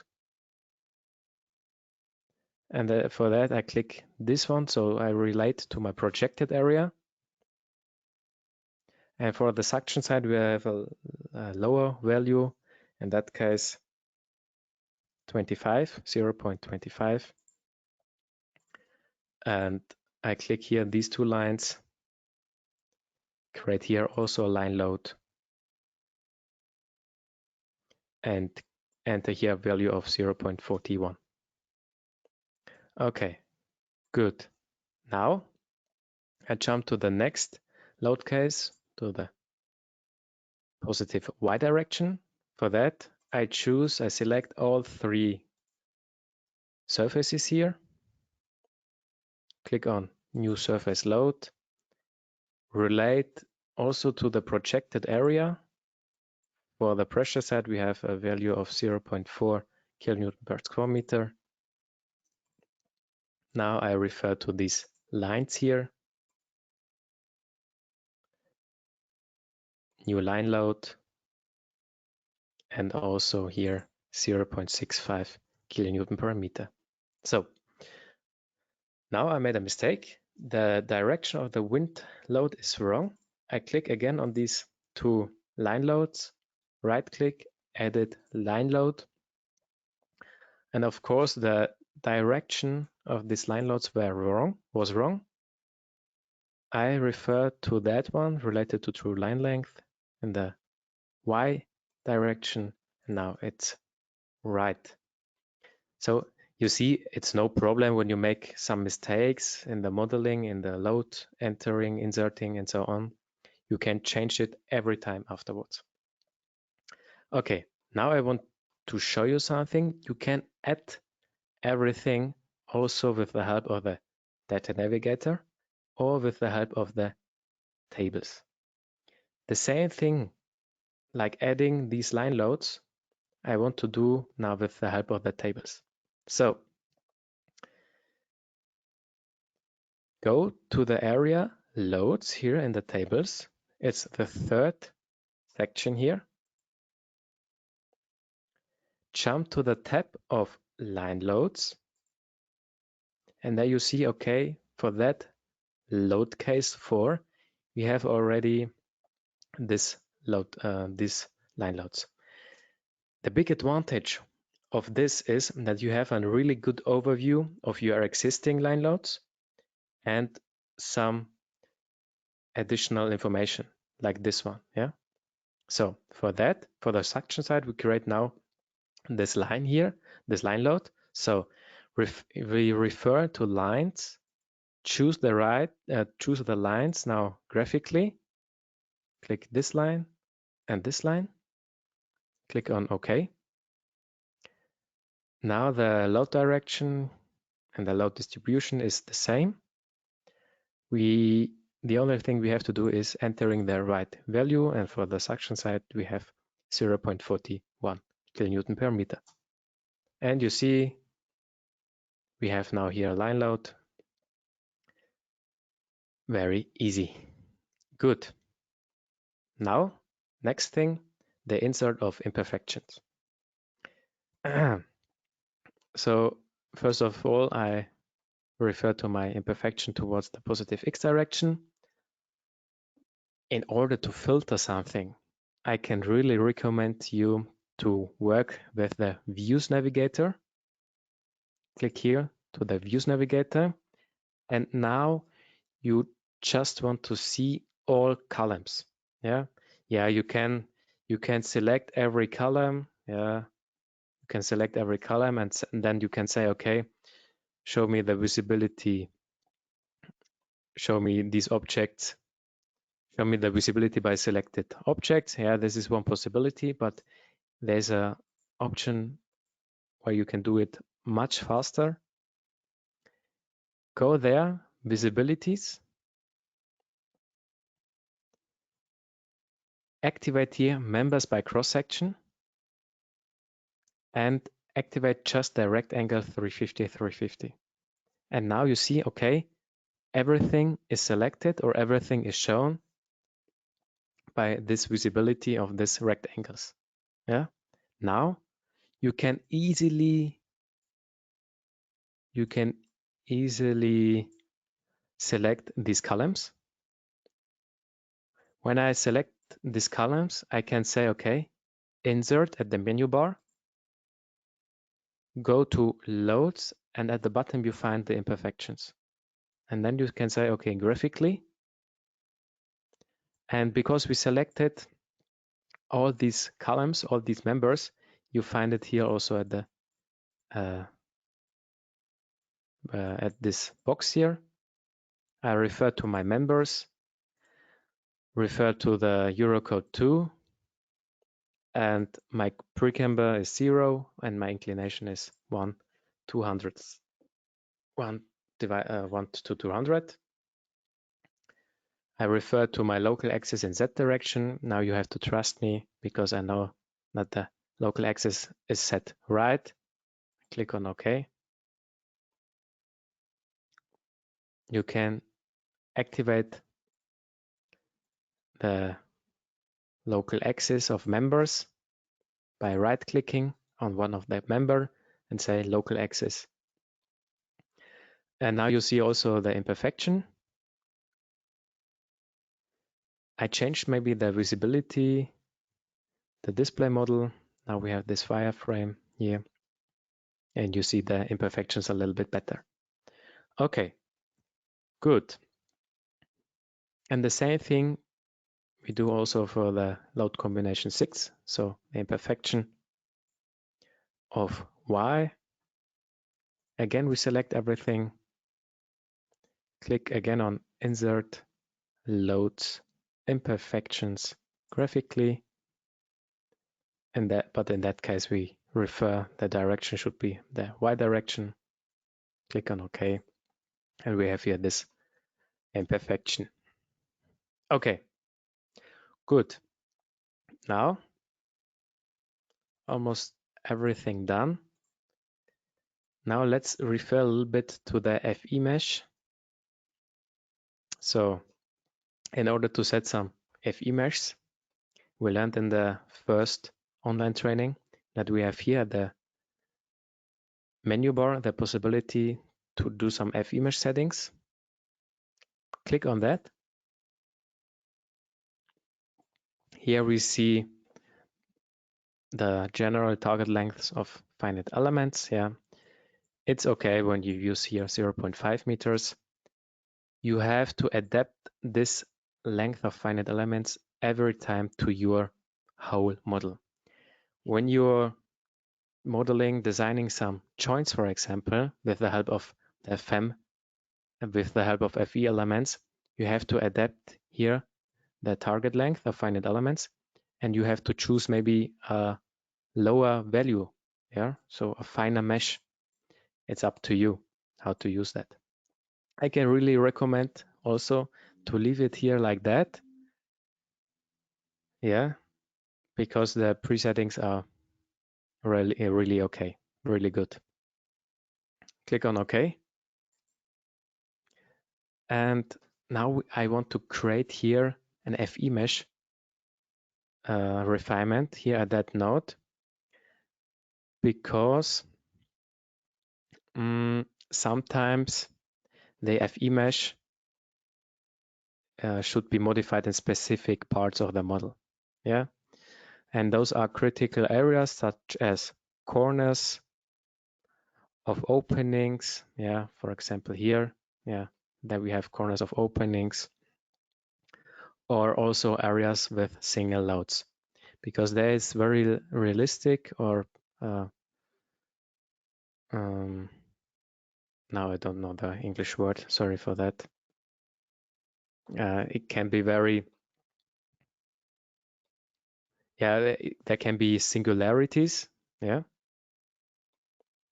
And you want to avoid singularities as good as possible, yeah, because singularities are some parts of a structure where you can't or where you don't have good results, yeah. And for example, we make here an FE mesh refinement. So click on that node, right click, FE mesh refinement, and click new.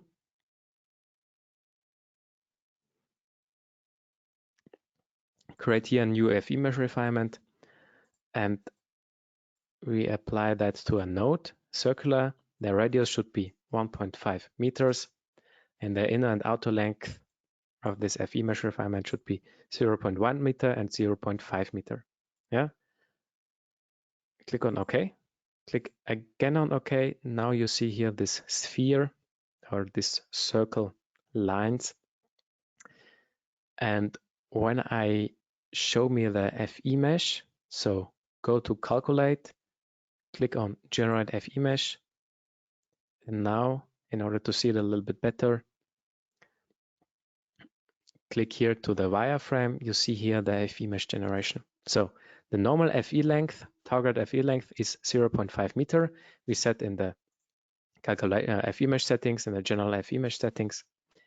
And when we use here the FE mesh refinement, you see here, okay, we made an FE mesh refinement, and here is the inner length 0.1 meter, and it becomes bigger and bigger up to the 0.5.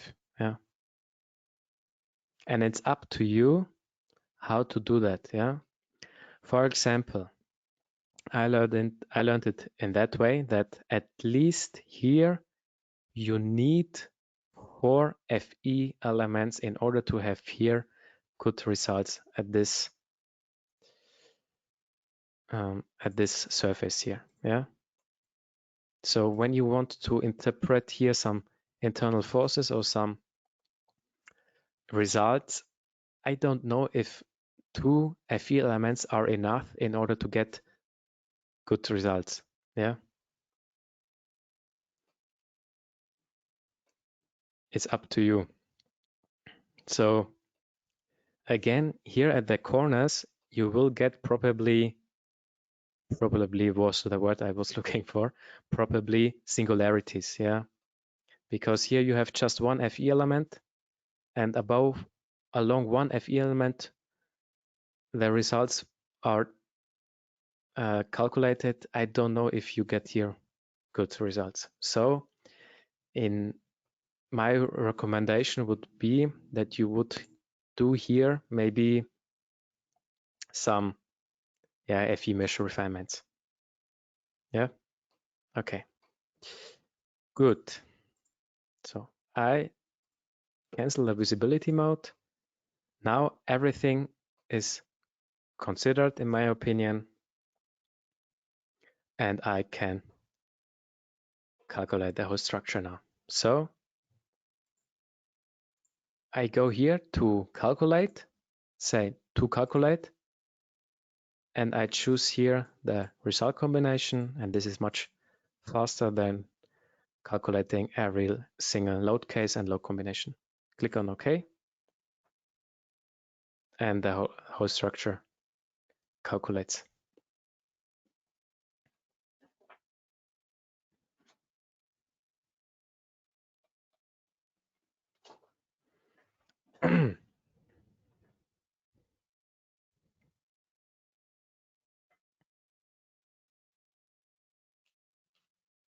Okay, now let's show us the results. I jump to the result combination, click here on show results. And the first thing we see is the deformation. Yeah. Oh, I think the deformation looks really nice, interesting. You have the possibility to see the deformation of the surfaces and also of the columns here. Yeah, you see now we have here this line deformation of these columns of this member. Go to the display navigator, activate at here deformation results, deformation, cross-section colored, and you see here also the deformation of the cross-sections.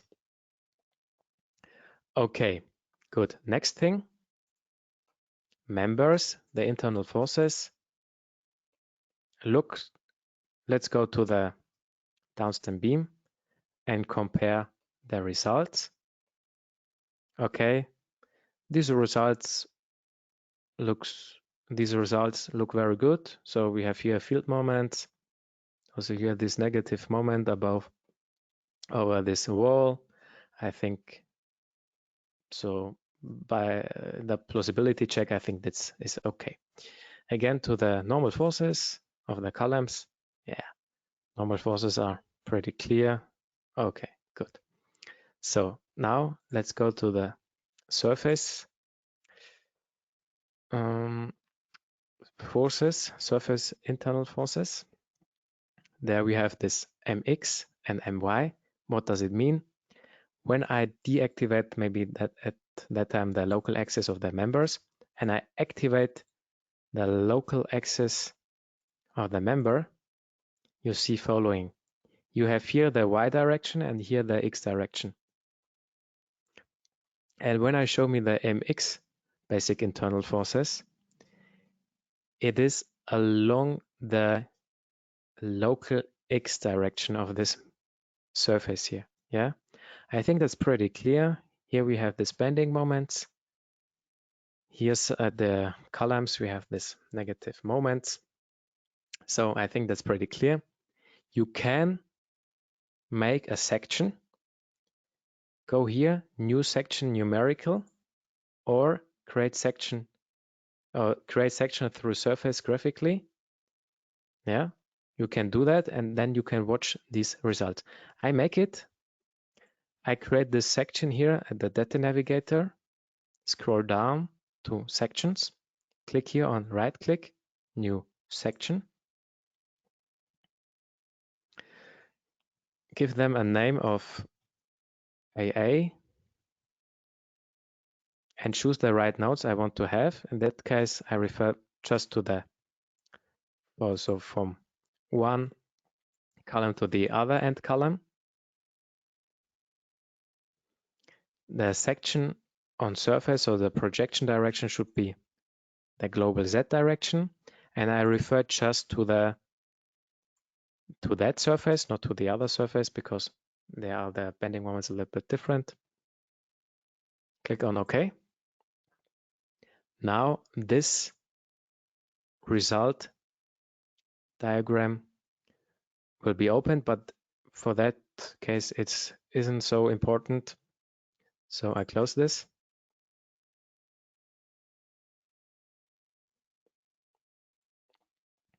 I look. Okay. Yeah, this is. You see here now I have. When I want to look to the sections, you see here my section. And you see there was a mistake because the nodes of the section isn't right. So I added this, set the section again right. Should be this kind. Now it should be right.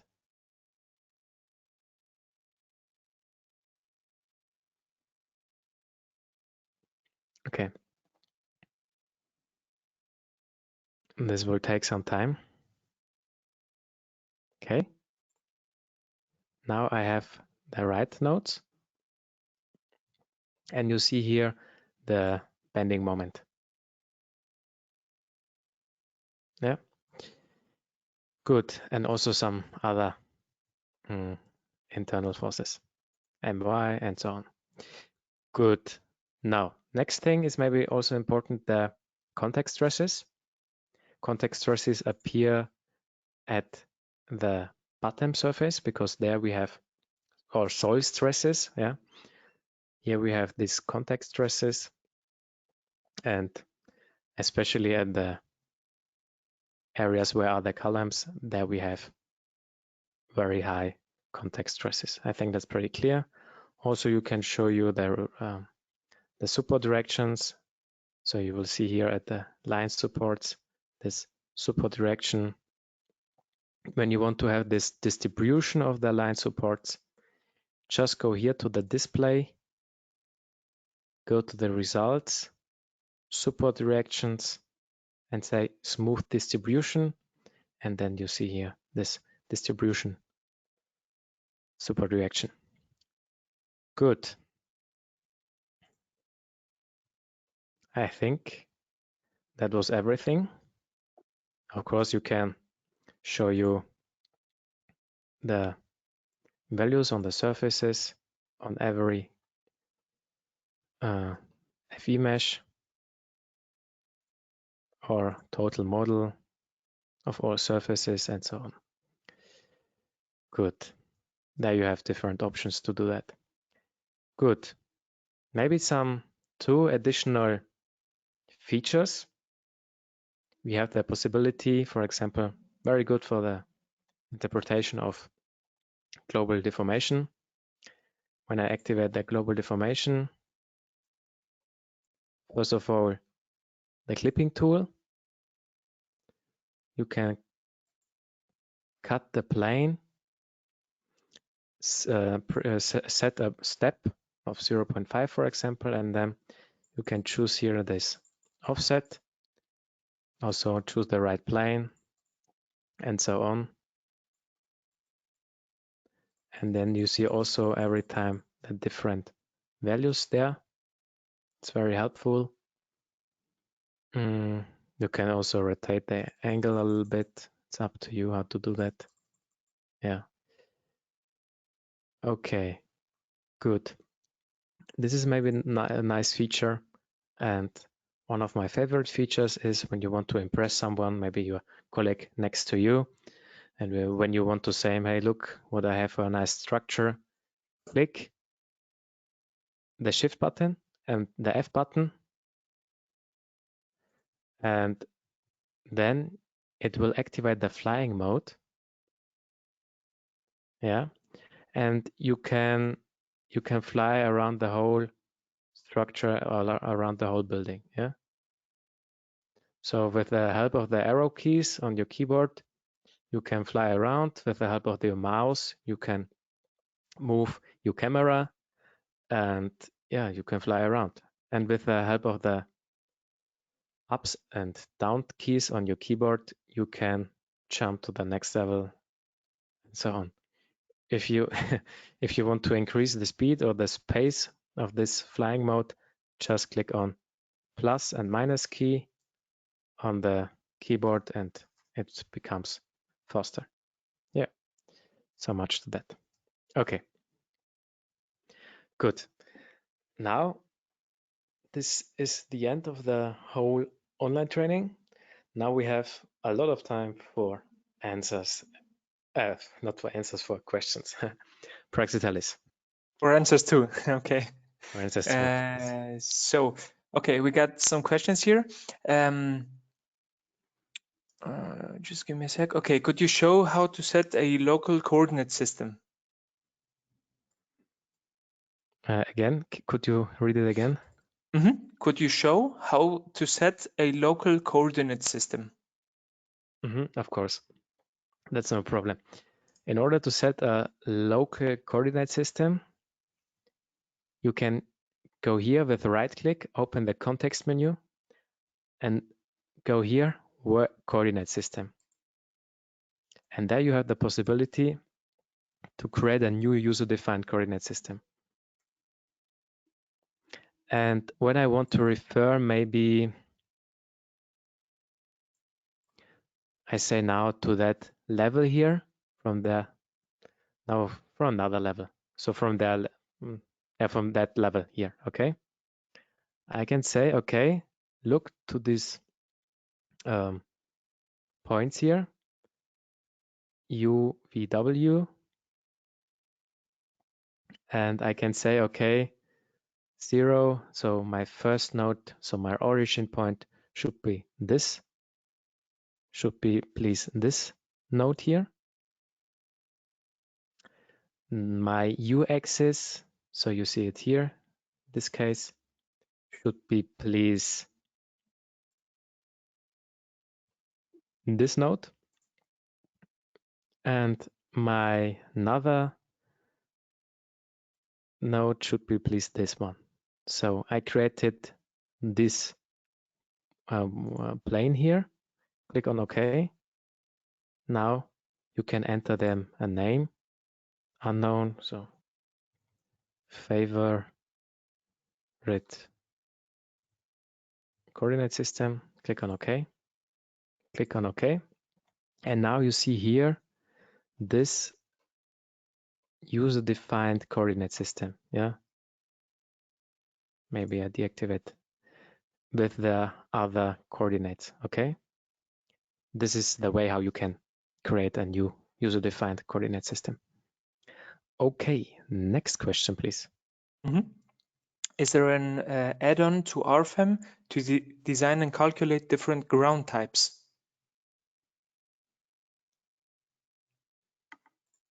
What are ground types? I don't quite understand the question either. Which time? 11:24. 11:24. Okay, wait a moment.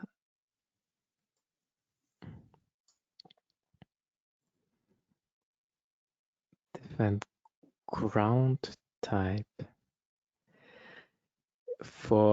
So is there an add-on to RFEM to design and calculate different ground type? What do you mean exactly by ground type? Could you tell us this again, this question? During that, I would continue with other questions. Okay, another question is, what do you mean imperfection in load cases?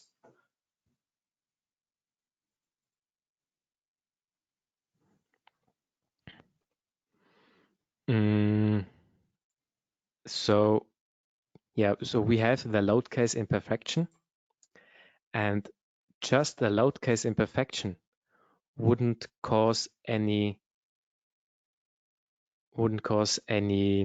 internal forces. But with the combination with some other loads, the imperfection would cause additional internal forces. So you have to consider these load combination, these imperfections every time in load combinations. Yeah. Okay, next question maybe. Why the supports do not coincide with the column's ends?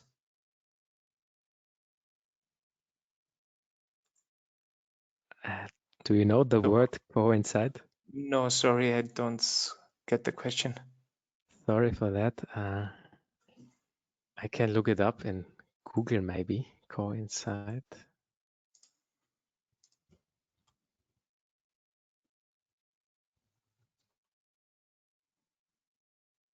Übereinstimmen. Okay. Okay.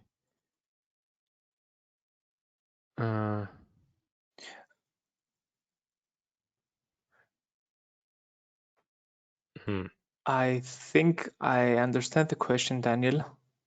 Do you know it? Why the blue supports don't align with the columns? But it's really, I think, it's really a graphical thing. It's not that they do not align, it's how they are displayed. I think that's the question. So when you look to the surface supports here, so this means that at every so on wait a moment. So this surface support means that on every FE node, yeah, like here, here, and here, and also here at the column is a support condition, yeah. And that's the same also here at the line support. So this column is also held by this support surface support. Okay. Next question. The ground type for the previous question, the ground type is about soil base. Okay, I understand. Yeah, there is a possibility to consider that. We have an add-on module called soil, RF soiling, and there you can do some soil structure interaction analysis. So you enter your different types of soils, yeah, of grounds, and with the help of that consideration, it will automatically calculate you the different stiffnesses in consideration with the whole interaction of the whole building. Yeah, that's possible. Refer to this RF soiling add-on module. There you can do that interaction. That's possible. Yeah.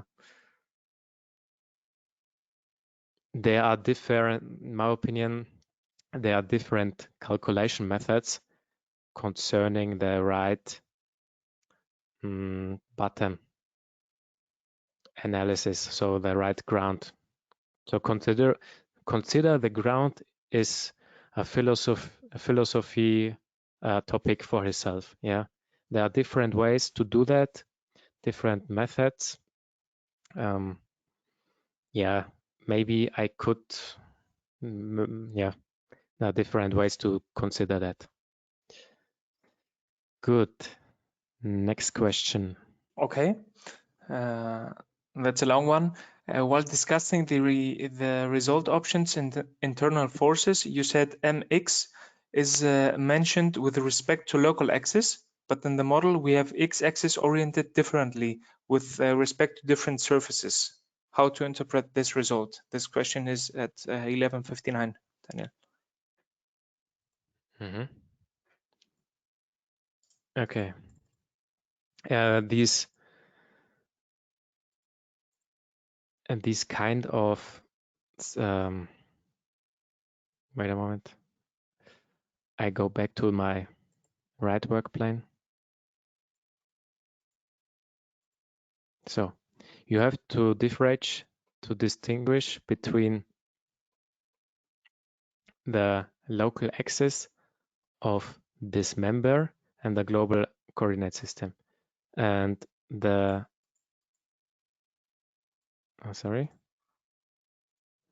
the results of these members refers every time to the local axis of the surface. So when we look maybe to one of the walls here, okay, mx and my, I think that's pretty clear that we don't have there so much bending moments.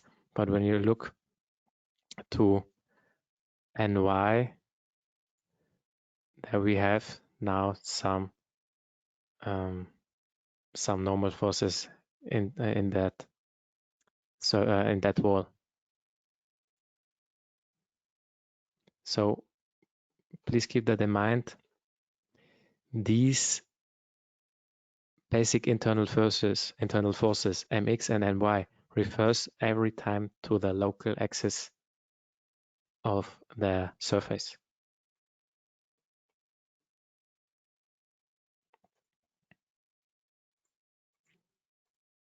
Okay.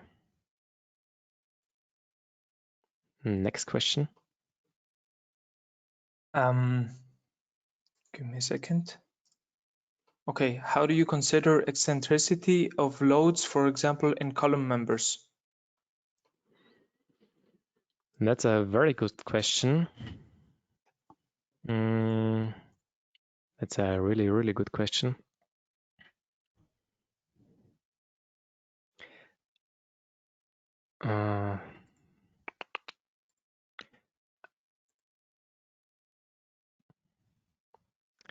I have to think about it because I think that's possible because we implement this. We implemented this function, but I have to look it up how to create this. Maybe Praxitelis. Could you looking for? I can look it up and send the link maybe. Yeah. That would be fine. Now I think I have it.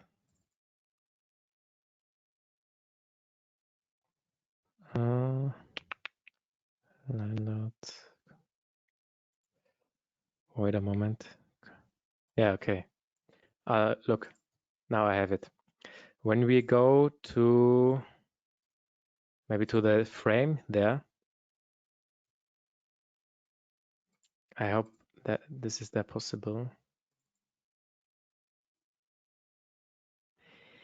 You find here at the member load here, edit load eccentricity.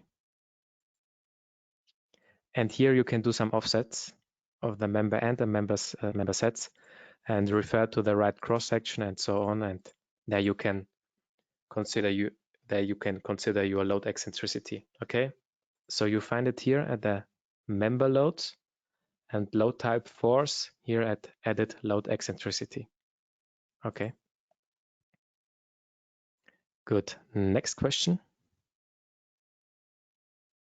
Give me 1 second because I was pasting the link for everyone to get more information about it.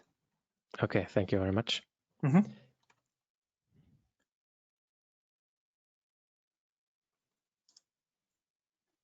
Okay, good. Okay, is it possible to make a kind of a reverse design with RFEM if one has an already existing structure and likes to calculate how much load it can take?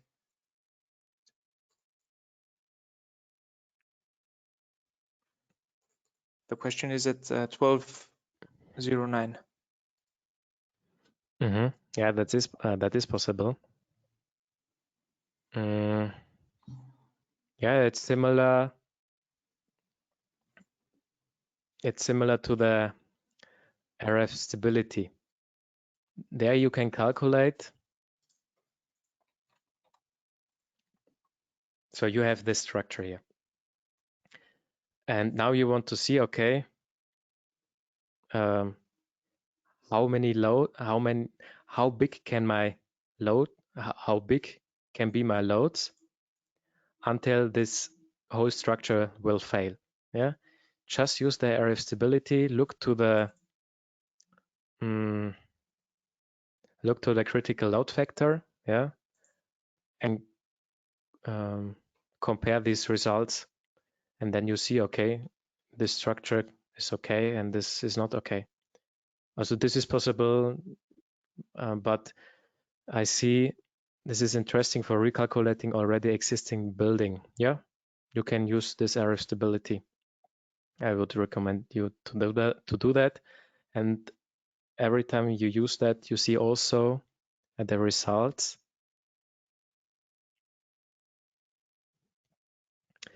Wait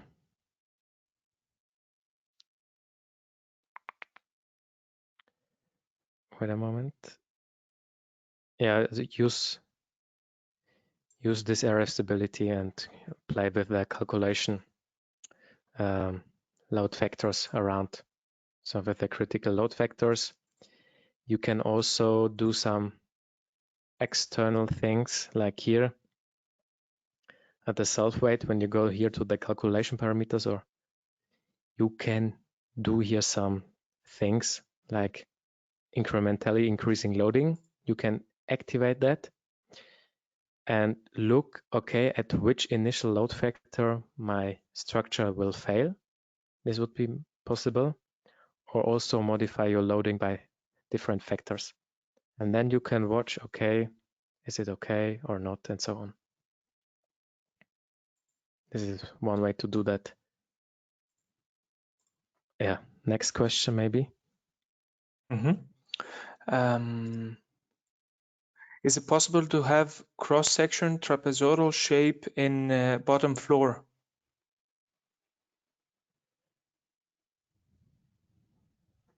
And bottom floor.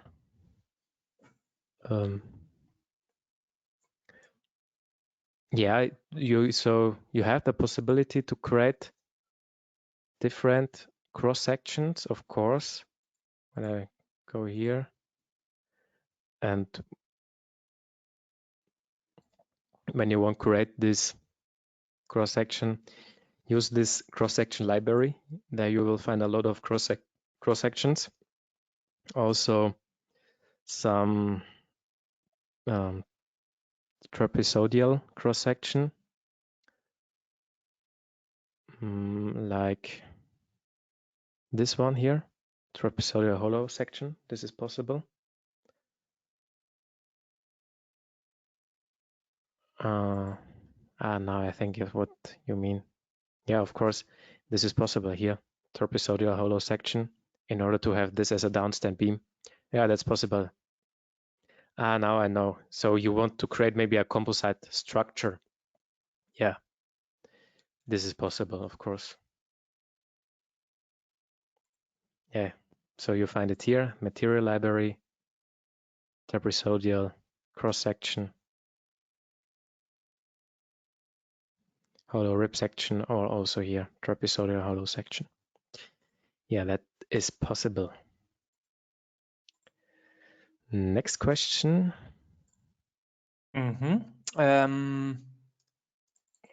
Are you going to consider issue of punching shear between the column and the slab surface?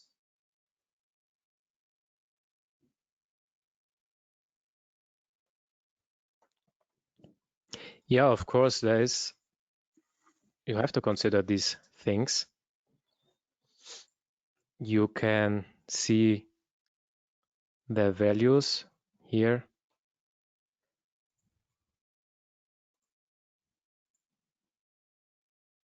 So when I look to the results, go to the basic internal forces. I think that's pretty clear.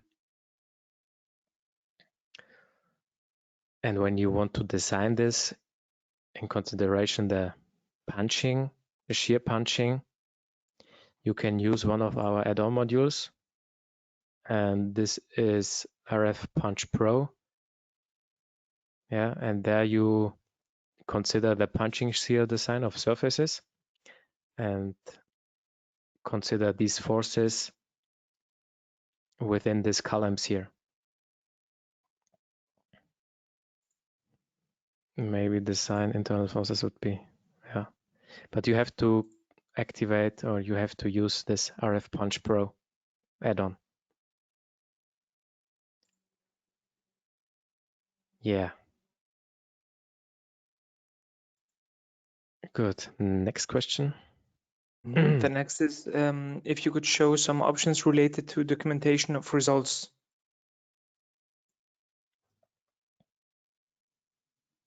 Yeah, of course.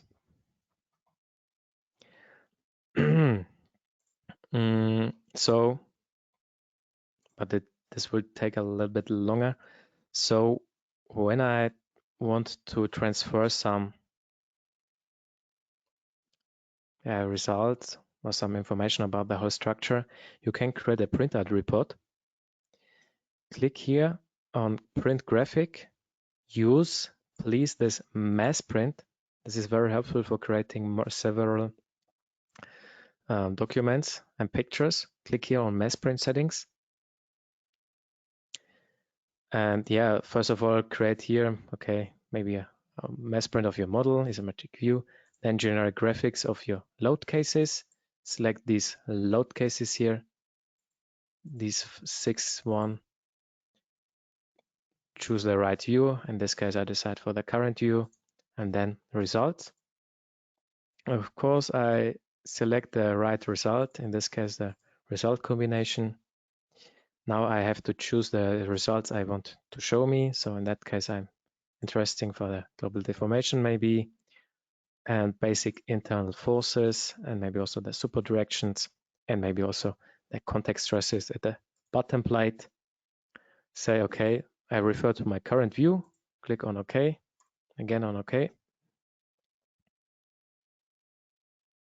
Then I click on OK, and then the printout report will be opened.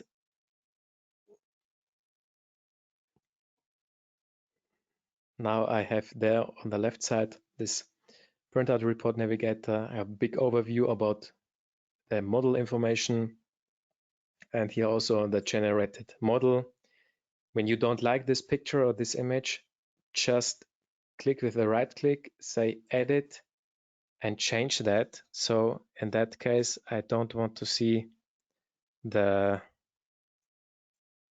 FE mesh refinement, so I deactivate it, and I deactivate also the FE mesh. And then I can say, okay, go back.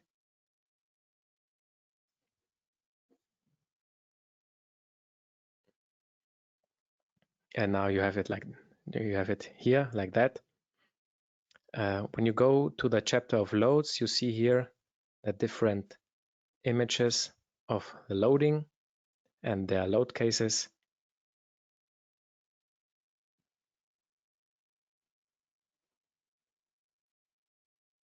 Takes some time. Yeah, very helpful. Here again, the wind and also the different results we created.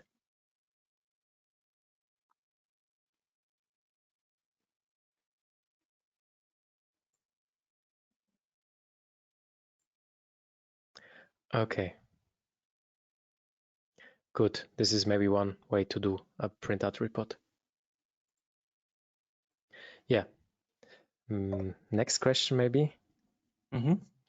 Does RF stability takes also into consideration reinforcement layouts if one uses this tool for RC structures?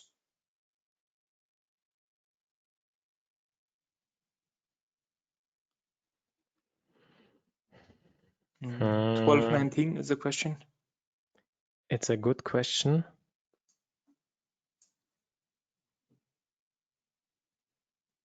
It's a really good question. Because normally, in order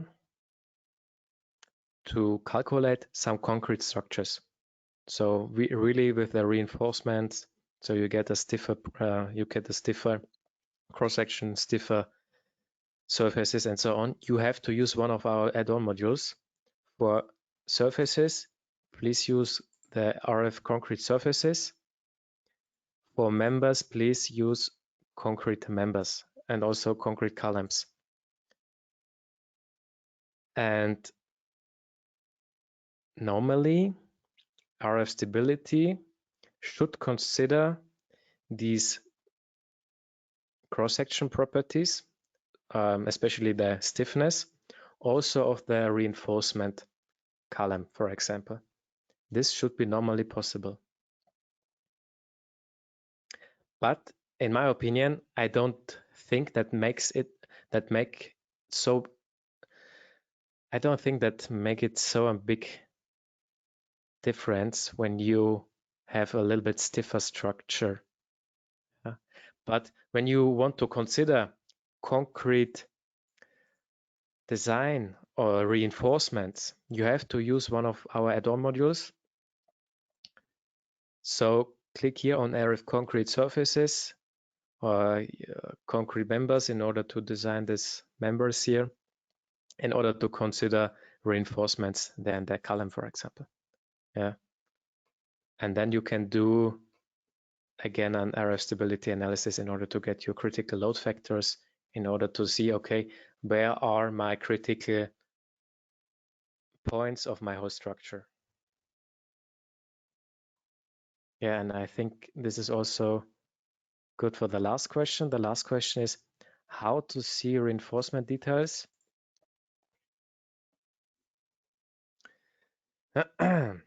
So for that, I click here on the surface. So for example, I click here, RF concrete surfaces.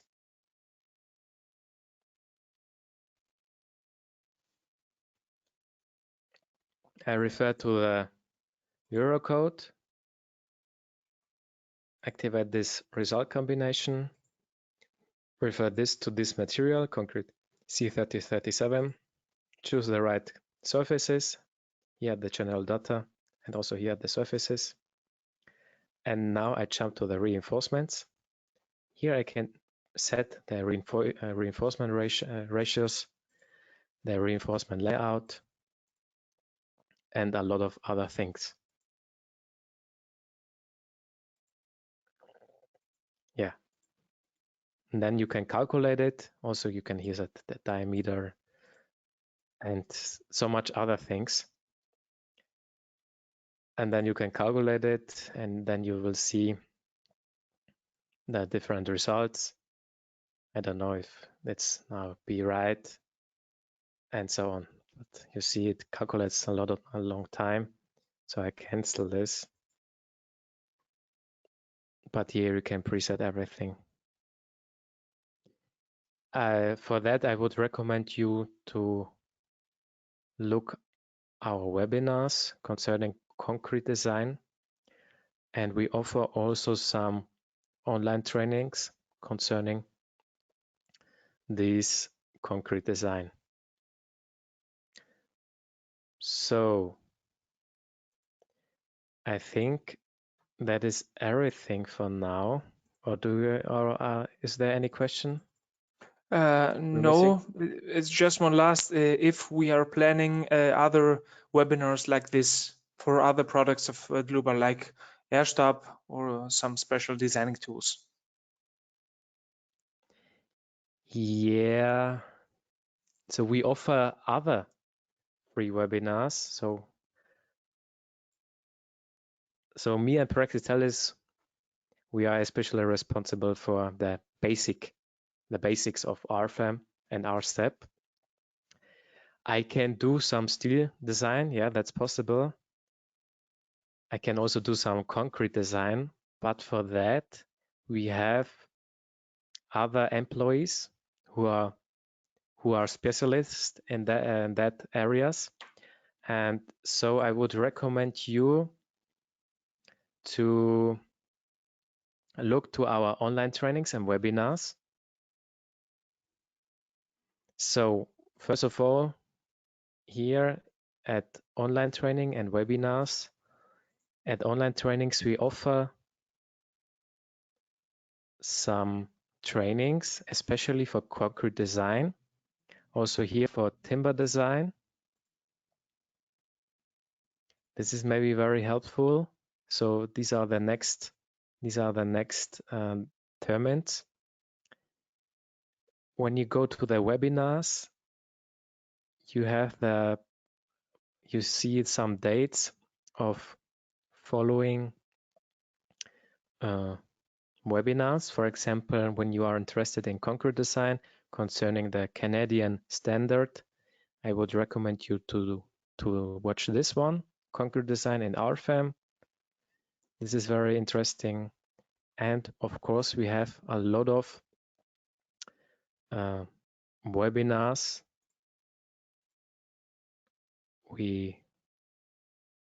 A lot of webinars in the past. And when you're interested in maybe concrete structures, choose here industry concrete structures. And there you have a lot of webinars in the past concerning concrete structures. Yeah, design of single foundations, for example, concrete design according to the American standard, and so on. This is very helpful. Punching shear design, a lot of helpful information. Yeah, So, of course, we also offer webinar for designing of timber. You can also, when you go to YouTube,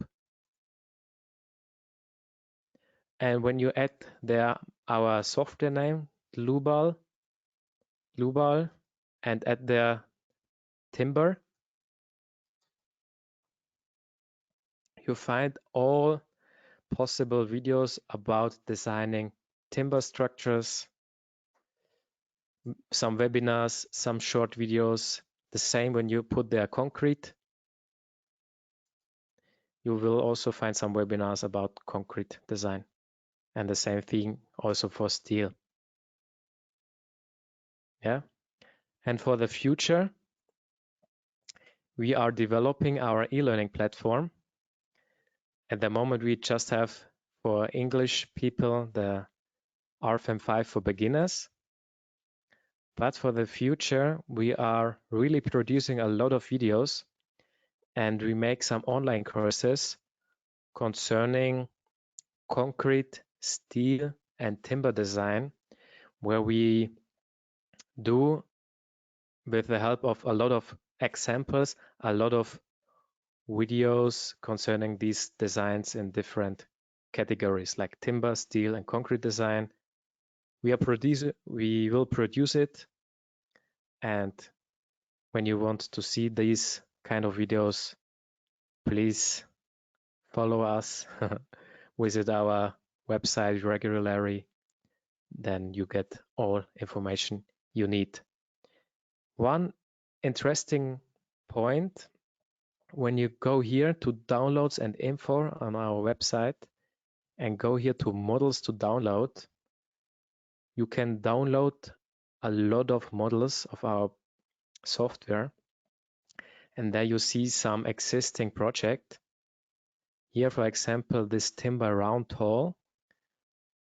When I stay longer a little bit on that screen there, you see this you see in this structure here, and you can play around a little bit with that. You can watch it, and every model you will find here, you can download it by free. Yeah.